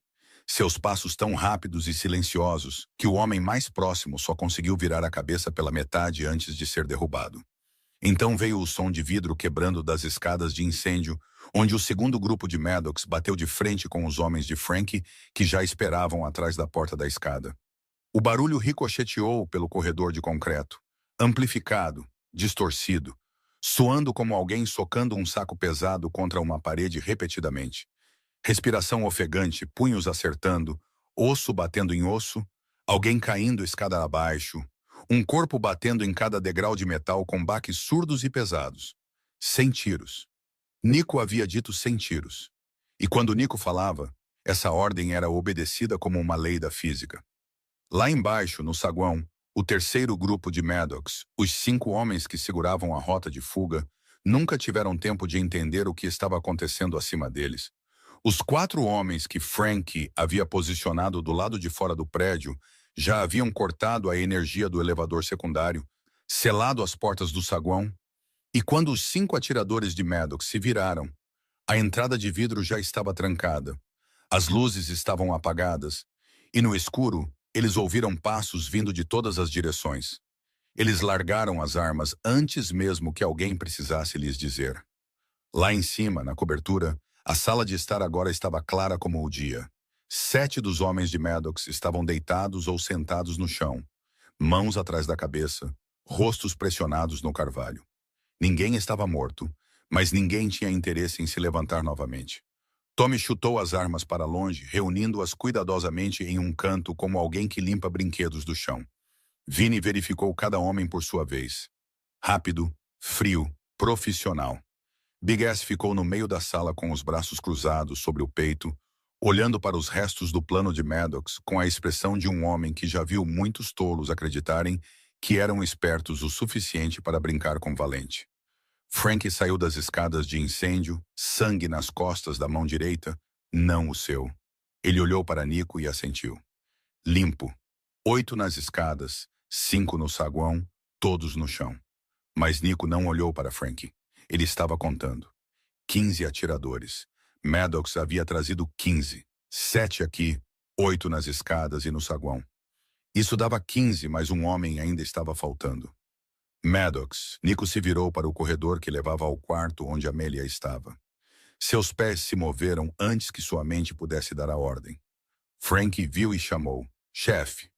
Mas Nico já estava se movendo rápido, não correndo, mas cada passo 2 vezes mais longo que o normal. Seus sapatos batendo no piso de madeira e ecoando pelo corredor escuro. Ele empurrou a porta, vazia, chão frio. O cobertor ainda estava dobrado na cama. Amélia não estava lá. Nico ficou no meio do quarto por exatamente 1 segundo, e nesse segundo ele entendeu. Esta cobertura tinha uma saída de emergência secundária que ele conhecia, mas não havia colocado um guarda, porque levava ao nível de manutenção, uma rota que ninguém normalmente usava, uma porta trancada por dentro. Mas se alguém conhecesse bem o prédio, conhecesse os planos originais, soubesse que essa passagem existia, então era o caminho perfeito para entrar. E Maddox, o ex-parceiro de Nico, o homem que havia usado esta mesma cobertura para reuniões 2 anos antes de ser expulso, sabia. Nico correu. Pela primeira vez naquela noite, Nico Valente correu. O corredor lateral levava à saída de emergência no final do andar. Uma porta de aço pesada, geralmente trancada, agora entreaberta, a luz vermelha de emergência vazando fracamente do outro lado. Ele ouviu antes de ver. A voz de Amélia, sufocada, quebrada, como alguém sendo estrangulado e ainda tentando falar. Então outra voz, masculina, áspera, afiada. Uma voz que Nico reconheceu instantaneamente, embora não a ouvisse há 2 anos. Ray Maddox. Nico abriu a porta com um estrondo e viu. Maddox estava no meio do corredor de emergência, as costas contra a parede, um braço firmemente enganchado no pescoço de Amélia, arrastando-a contra o peito como um escudo humano, a outra mão segurando uma pistola pressionada diretamente em sua têmpora.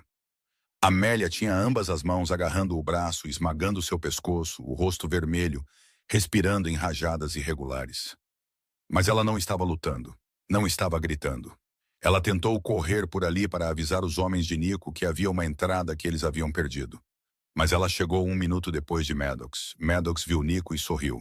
O sorriso de um homem segurando sua última carta e sabendo que era a única que ele ainda tinha que importava. Valente. Ele arrastou Amélia para trás em direção à sala principal. Passo a passo, a arma nunca deixando sua têmpora, seus olhos fixos em Nico. Vá para lá.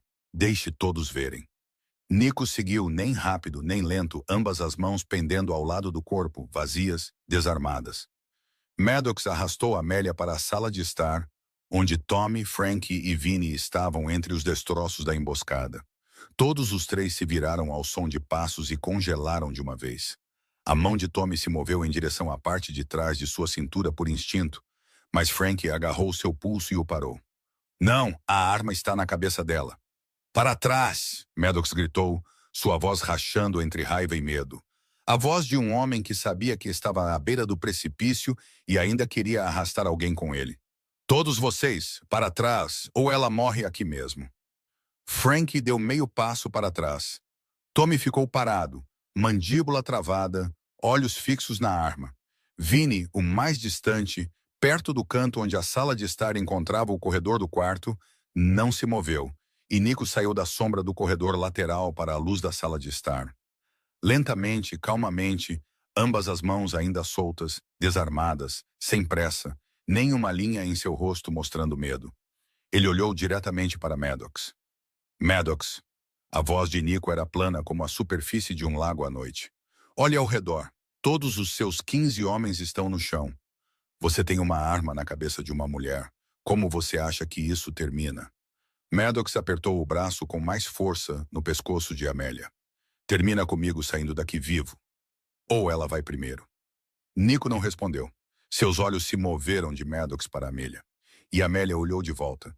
Seus olhos castanhos, no meio de um rosto avermelhado por falta de ar sob o braço que esmagava sua garganta e o cano pressionado em sua têmpora, estavam calmos. Estranhamente calmos. Não a calma de alguém que aceitou a morte. A calma de alguém que decidiu confiar. Exatamente o mesmo.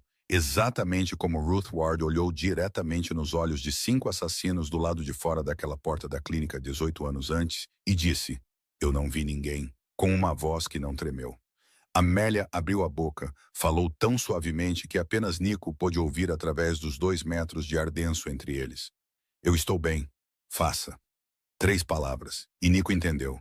Seus olhos se moveram rapidamente, em menos de uma fração de segundo, de Amélia para o canto da sala atrás de Maddox, onde Vinny havia se movido sem fazer barulho durante cada segundo em que Maddox esteve focado em Nico. Um passo, depois outro, depois outro. Ao longo da parede, no ponto cego, para o qual Maddox nunca olhou porque estava muito ocupado, encarando os olhos cinzentos e frios de Nico à sua frente. Nico deu o sinal, não um aceno, apenas suas pálpebras se fechando por uma batida mais longa que o normal. Vinny entendeu. Um golpe por trás no ponto exato entre o pescoço e o ombro de Maddox. Preciso, limpo. Maddox se sacudiu, os olhos se arregalaram, a mão que segurava a arma afrouxou, o dedo escorregando do gatilho, a pistola caindo da têmpora de Amélia e batendo no chão de madeira com um baque surdo e pesado. Maddox tombou para o lado, os joelhos dobrando, o ombro batendo no chão. Tommy avançou e o imobilizou com força. Frank chutou a arma, que deslizou para longe na madeira, e Amélia tropeçou para a frente, as pernas instáveis, a visão embaçada, a mão procurando por algo, qualquer coisa para se segurar. Nico se moveu primeiro, rápido, não correndo, mas mais rápido do que em qualquer outro momento daquela noite. Ambas as mãos agarraram seus ombros, seguraram firme, não soltaram. Amélia não caiu. Ela parou ali, em suas mãos, o rosto inclinado para cima. E a essa distância, perto o suficiente para ver cada fio prateado em seus olhos cinzentos, ela viu algo que nunca esperava ver naquele rosto. Medo. Não medo de Maddox. Maddox estava no chão agora, inofensivo. Não medo de balas ou sangue ou morte. Nikiko Valente vivia com essas coisas desde os 18 anos. O medo em seus olhos era o medo de perdê-la. Medo de chegar 3 segundos atrasado. Medo de que a arma disparasse antes que Vinny o alcançasse. Medo de ter que ficar diante do túmulo de outra mulher chamada Ward, sem ter conseguido fazer nada a tempo. Amélia viu tudo isso e entendeu, com a mesma certeza com que sabia seu próprio nome, que isso não era mais sobre pagar uma dívida. Maddox foi arrastado para fora da cobertura pela mesma saída de emergência que usou para entrar. Tommy e Vinny o escoltaram, Frank andando atrás deles com um telefone pressionado no ouvido, falando 3 frases curtas para alguém do outro lado da linha que ninguém na sala ouviu claramente e ninguém perguntou. O sistema de Nico Valente operava por uma regra simples. O que quer que o chefe decidisse seria executado. E os detalhes de como seria executado não eram algo que alguém precisasse saber, a menos que fossem solicitados a saber. Maddox desapareceu da cobertura, do prédio, da noite de Nova York, tão limpo como se nunca tivesse estado lá. Nico ficou no meio da sala de estar e olhou ao redor. O vidro da janela do quarto de hóspedes estava rachado. Uma perna da mesa de centro estava quebrada. Marcas de sapatos sujos manchavam o piso de carvalho.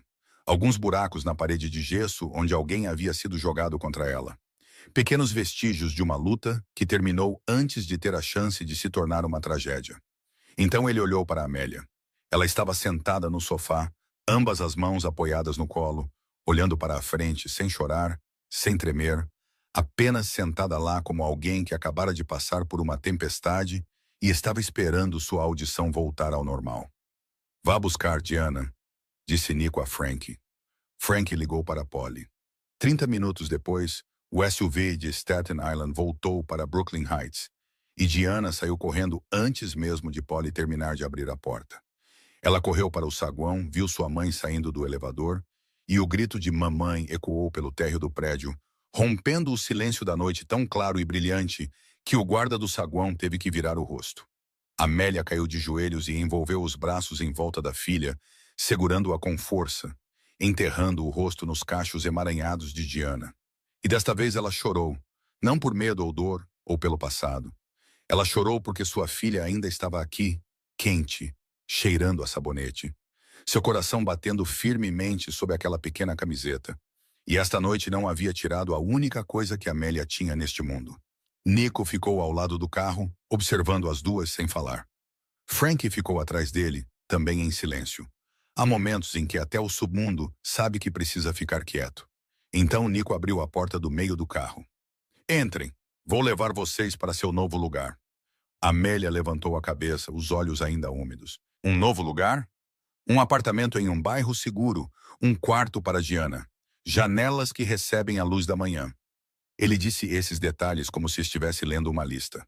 Mas Amélia ouviu o que ele não estava dizendo. Ele já havia escolhido este lugar. Não hoje, não por causa de Maddox. Ele o havia preparado com antecedência, talvez desde o momento em que soube que ela era filha de Ruth Ward. Talvez até antes, desde o momento em que ficou no túmulo de Ruth e fez aquela promessa. Amélia não discutiu, não porque tivesse aceitado totalmente, mas porque esta noite ela não tinha mais forças para recusar a gentileza. Os 3 SUVs pretos ligaram e formaram seu comboio uma última vez. Naquela noite, Polly dirigiu o carro da frente. O SUV do meio transportava Nico, Amélia, Diana e Frankie. Tommy e Vinnie pegaram o carro de trás. Big S sentou-se no veículo da frente com a janela parcialmente abaixada, seus olhos varrendo a rua por hábito, mesmo que não houvesse mais inimigos para procurar esta noite. O comboio moveu-se pelo Brooklyn, sobre a ponte de Manhattan, as luzes da cidade se espalhando pelas janelas do carro como estrelas cadentes. E Diana, sentada entre a mãe e a porta, pressionou o rosto contra o vidro pela segunda vez naquela noite, sua respiração formando um círculo pálido na janela fria, seus olhos fixos nas luzes da rua que corriam para trás. Mamãe, é como se super-heróis estivessem nos escoltando. 3 carros pretos, motoristas, tudo.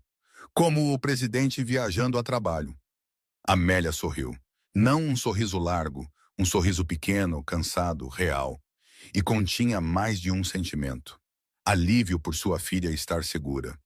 Dor no coração por uma criança de 6 anos ver andar em um carro com escolta como um milagre. E algo mais que ela ainda não estava pronta para nomear.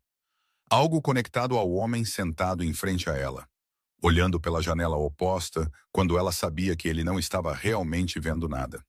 O comboio virou em uma rua tranquila em uma parte residencial do oeste do Brooklyn, o tipo de rua ladeada por árvores de bordo em ambas as calçadas, luzes amarelas quentes da rua, e à noite nada mais alto que grilos. Os 3 SUVs pretos pararam em frente a um prédio de apartamentos de tijolos vermelhos de 4 andares, e o baixo ronco dos motores foi forte o suficiente para acordar as janelas mais próximas. Uma janela no segundo andar se acendeu, depois outra no terceiro. Cortinas foram afastadas. Rostos apareceram atrás do vidro. Olhos sonolentos se estreitando contra os faróis.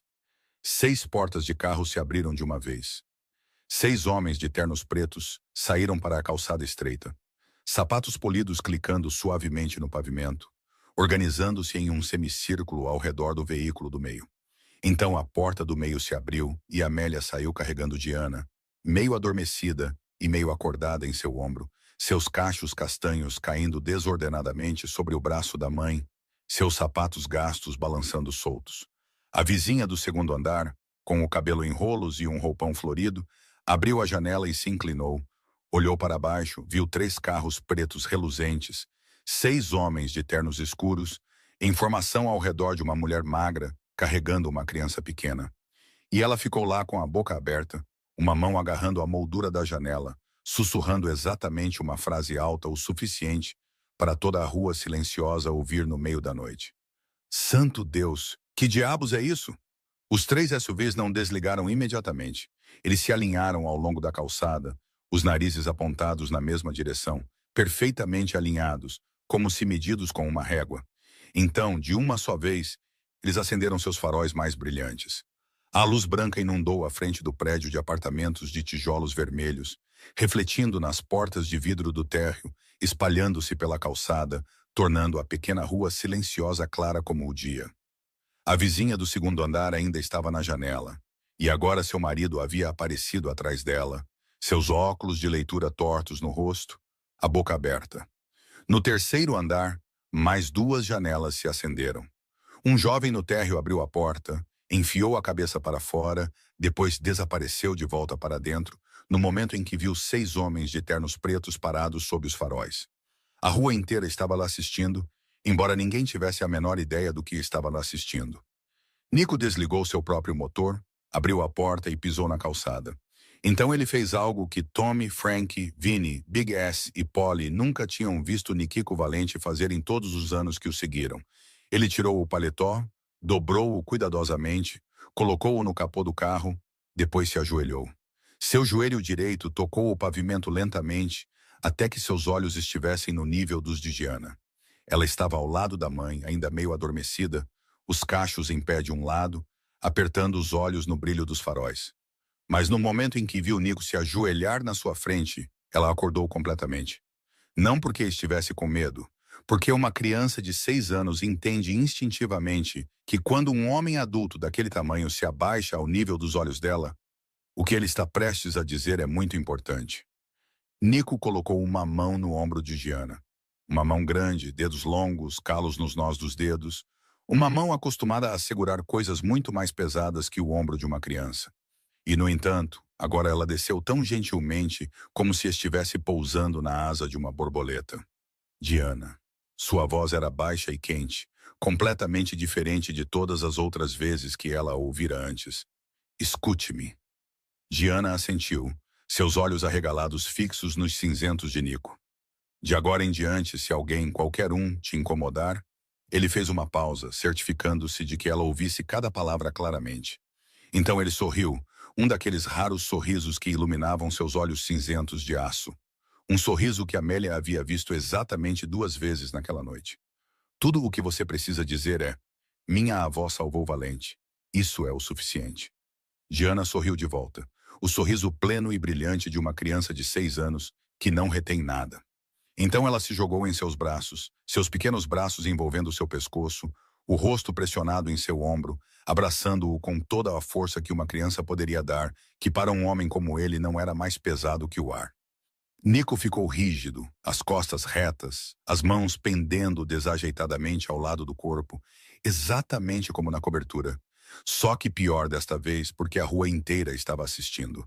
Então, lentamente, muito lentamente, ele levantou uma mão e deu 2 tapinhas leves nas costas dela, tão desajeitadamente que Tommy teve que virar o rosto, porque senão ele teria rido, e Tommy Hella absolutamente não tinha permissão para rir em um momento como este. Gianna soltou, o rosto brilhando, e Nico se levantou, limpando o joelho das calças por hábito, embora a calçada estivesse impecável. Então ele se virou para Amélia. Sua mão deslizou para o bolso interno da camisa e tirou algo pequeno.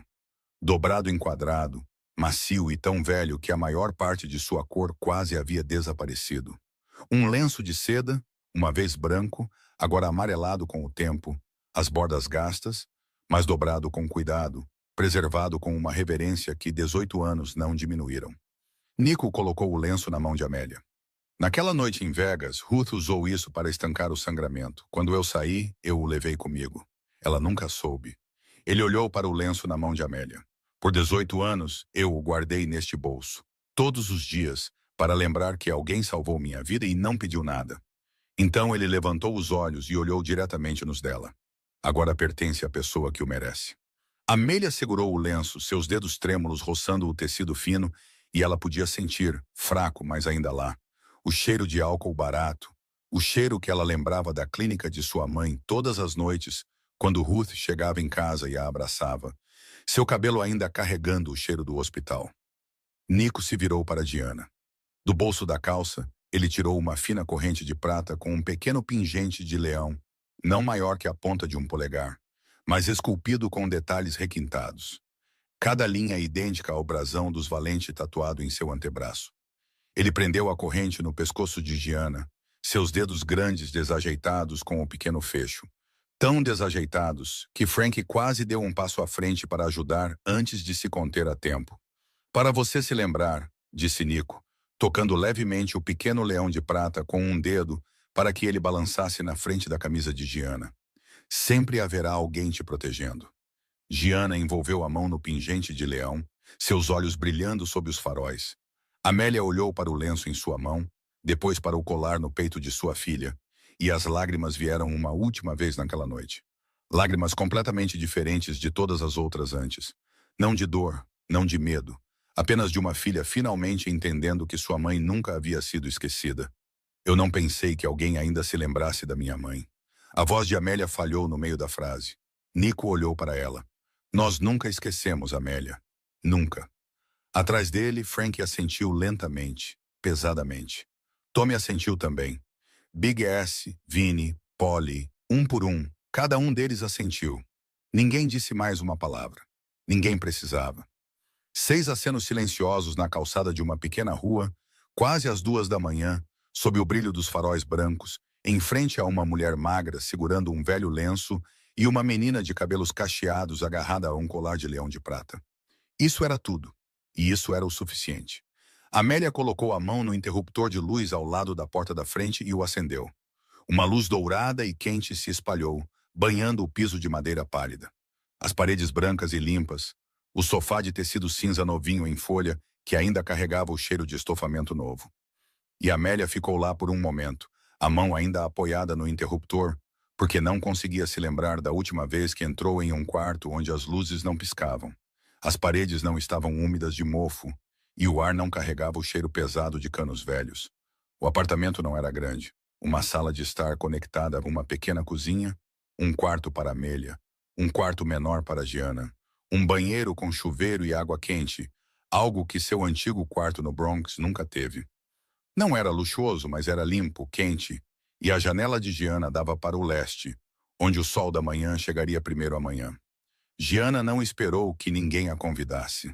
Ela se soltou da mão da mãe e correu, seus chinelos grandes batendo no piso de madeira, entrando na cozinha para abrir a geladeira, depois correndo para o banheiro para enfiar a cabeça, depois correndo para o pequeno quarto e voltando novamente. Mamãe, tem uma cama só para mim. Tem um cobertor novo. Tem um armário. E não tem nada nele ainda. Mas é tão grande. Amélia sorriu, o tipo de sorriso que fazia os músculos de seu rosto lutarem para lembrar como fazer, porque fazia muito tempo que não os usava. E ela se sentou no sofá, colocando o velho lenço de seda de Nico em seu colo, seus dedos roçando levemente o tecido desbotado, sentindo cada fio fino que 18 anos antes havia absorvido o sangue de um garoto de 18 anos em uma clínica escura em Vegas. Gianna voltou correndo, respirando com dificuldade de excitação, e pulou no sofá ao lado da mãe. Ela se envolveu no braço de Amélia. Então seus olhos pararam no pulso esquerdo de Amélia, onde a pulseira de prata repousava quieta sob a luz quente. A pulseira que Ruth deixara para Amélia antes de morrer. O interior gravado com o pequeno brasão dos Valente, o leão coroado, as espadas cruzadas, que durante toda a vida de Amélia ela só conhecera como a lembrança da mamãe. Sem entender o que significava, Giana tocou a pulseira com um dedo, girando-a suavemente no pulso da mãe, olhando para o leão gravado na prata, depois olhando para o rosto de Amélia. Mamãe, eu não tenho mais medo deste símbolo. Amélia olhou para ela. Sério, querida? Giana assentiu com força e certeza, o tipo de aceno que as crianças dão quando estão dizendo a verdade com todo o coração. Estou orgulhosa dele, porque este símbolo veio de um homem bom que o deu para a vovó Ruthie.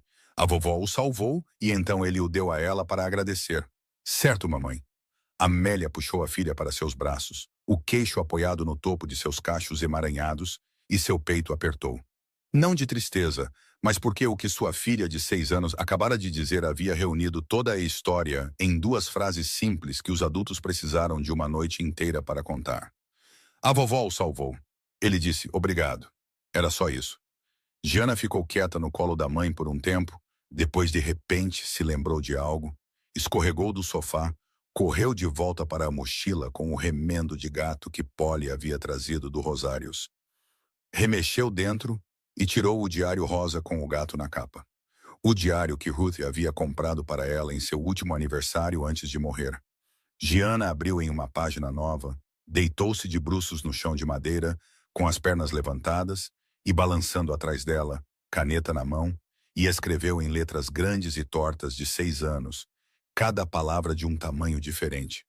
A vovó salvou o senhor Valente. Então ela virou a página, pegou os gizes de cera da caixa velha e começou a desenhar. Amélia sentou-se no sofá, observando sua filha desenhar sem falar, apenas observando. 10 minutos depois, Giana se sentou e ergueu o caderno. Na página, a giz de cera, havia um homem, terno preto, ombros largos, olhos sérios, mas sua boca se curvava muito ligeiramente. Não exatamente sorrindo, mas gentil da maneira que apenas uma criança de 6 anos poderia ver a bondade em um homem como aquele. E acima de sua cabeça, havia pequenas asas brilhantes coloridas com giz de cera amarelo e branco, espalhando-se para ambos os lados como as asas de anjo em livros de figuras. Este é o Sr. Nico, disse Giana solenemente. Eu acho que ele é como um super-herói, mas o tipo de super-herói que não usa capa. Ele usa um terno. Amélia sorriu por entre as lágrimas. Sim, querida, eu também acho. Giana olhou para o desenho por mais um momento, satisfeita, depois fechou o caderno, abraçou-o contra o peito junto com o colar de leão de prata e subiu na cama nova em seu pequeno quarto. Amélia a cobriu. Cobertor novo, travesseiro novo, lençóis novos, as coisas mais simples do mundo. E antes desta noite, eram coisas que ela não podia dar à sua filha. Giana ficou quieta, o colar brilhando prateado em sua pequena palma, os olhos fixos no teto. Então ela se virou para a mãe. Mamãe, o que foi, querida? Acho que de agora em diante não terei mais medo do escuro. Amélia sentou-se na beira da cama e acariciou o cabelo da filha.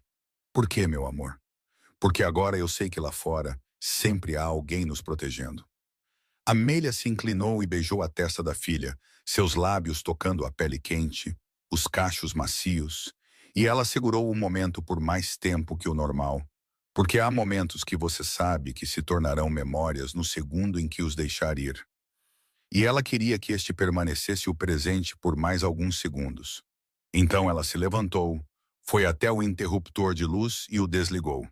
Uma escuridão suave se instalou sobre o pequeno quarto, mas não uma escuridão completa. A luz da lua entrava pela fresta das cortinas e caía sobre o chão em uma fina linha prateada, alcançando o pé da cama de Giana, sobre sua mão e sobre o colar de leão. Ela ainda segurava firmemente. O sono veio para ela. Giana estava deitada em sua nova cama, o cobertor puxado até o peito, o colar de leão de prata repousando cuidadosamente em sua pequena mão fechada. O quarto estava silencioso. A luz da lua ainda entrava pela fresta das cortinas, pintando uma linha prateada no chão de madeira, e o vento da noite de Nova York movia-se suavemente do lado de fora da janela, agitando a cortina fina em um balanço lento e gentil. Giana podia ouvir o vento. Ela podia ouvir a cidade ao longe, o som de uma buzina de balsa no rio, o som de alguém fechando a porta de um carro no final da rua. Então, de muito, muito longe, veio o zumbido baixo de um motor de carro deslizando pela pequena rua. Nem rápido, nem lento, apenas passando, constante e quente, como se alguém estivesse dirigindo sem parar. Porque não havia necessidade de parar, apenas de passar e saber que tudo ainda estava bem. O motor ficou mais suave, e depois desapareceu na noite. Diana sorriu, seus grandes olhos castanhos se fecharam lentamente, seus cílios baixando, e seus lábios se moveram enquanto ela sussurrava algo tão suavemente que apenas o travesseiro novo e o colar de leão de prata puderam ouvir. Boa noite, senhor Valente. Amélia ficou na porta do quarto da filha, as costas contra o batente e os braços cruzados sobre o peito. Ela estava lá há muito tempo. Desde o momento em que Diana começou a fechar os olhos até sua respiração se tornar regular e a pequena mão afrouxar em torno do colar, não soltando, apenas afrouxando, o tipo de aperto que as pessoas têm quando estão finalmente seguras no sono.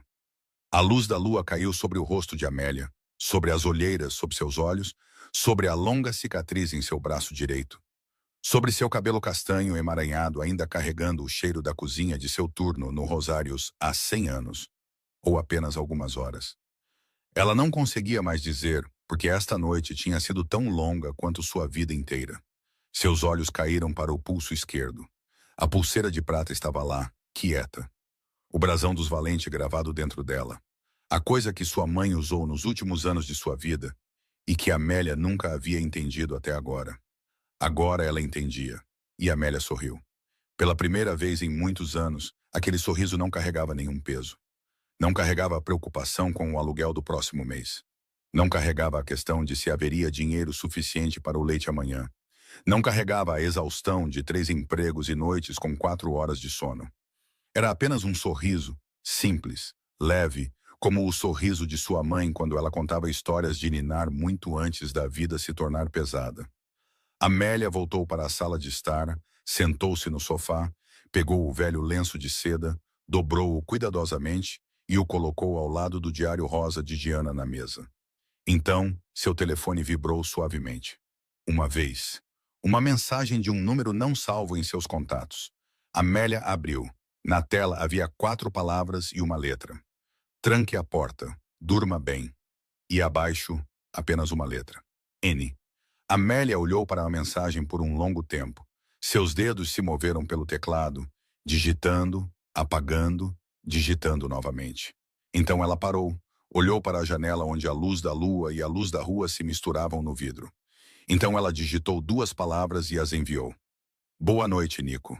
Ela pousou o telefone, levantou-se, trancou a porta, verificou uma segunda vez por hábito, depois apagou a luz da sala de estar.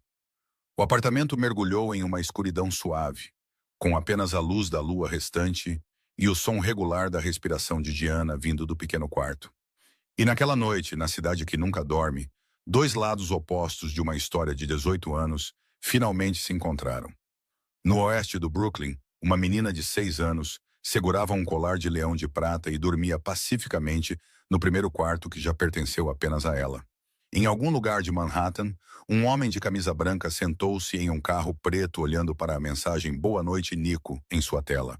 E pela primeira vez em muito tempo, seu rosto não estava frio, não estava afiado. Havia apenas um pequeno sorriso que apareceu e desapareceu tão rapidamente quanto as luzes da rua passando pela janela do carro. E essa foi a noite em que Diana entendeu que este mundo vasto, embora às vezes assustador, sempre terá corações gentis. A noite em que Amélia entendeu que sua mãe não era apenas uma pobre enfermeira do turno da noite, mas uma heroína silenciosa que uma família inteira e poderosa nunca esqueceu. A noite em que um chefe da máfia lembrou que não importa quanto tempo uma pessoa viva na escuridão, a gratidão e a bondade ainda são as coisas mais fortes que os seres humanos podem dar uns aos outros. Esta história nos lembra de algo muito simples. A bondade nunca desaparece. Pode ficar em silêncio por 18 anos. Pode estar enterrada sob a poeira da vida, mas no exato momento em que alguém mais precisa, ela retornará. Ruth Ward não salvou um garoto de 18 anos porque sabia quem ele era. Ela o salvou porque era a coisa certa a fazer. E 18 anos depois, essa coisa certa voltou para proteger sua filha e neta na noite mais escura de suas vidas. Às vezes, um pequeno ato de bondade que fazemos hoje, sem que ninguém veja, sem que ninguém se lembre, se tornará um escudo para as pessoas que te amamos amanhã, de maneiras que nunca poderíamos imaginar. Se esta história tocou seu coração, por favor, pressione o botão de like e compartilhe com as pessoas que você ama. Porque em algum lugar por aí, alguém pode precisar ouvir que a bondade ainda existe, que o sacrifício nunca é esquecido. Por favor, inscreva-se no nosso canal para não perder as novas histórias emocionantes que compartilhamos todos os dias. Nós adoraríamos saber como esta história fez você se sentir, de quem ela te lembrou na vida real, se alguém já te ajudou sem pedir nada em troca, ou se você já foi aquele que ajudou alguém silenciosamente, sem esperar ser lembrado. Por favor, compartilhe conosco nos comentários, porque cada história que você conta se torna uma fonte de inspiração para nós e para milhares de pessoas que estão ouvindo. Desejamos a todos vocês que estão assistindo a este vídeo muita saúde, uma vida alegre e dias de paz com as pessoas que vocês mais amam. Obrigado por estarem aqui conosco esta noite. Adeus. E nos vemos novamente na próxima história.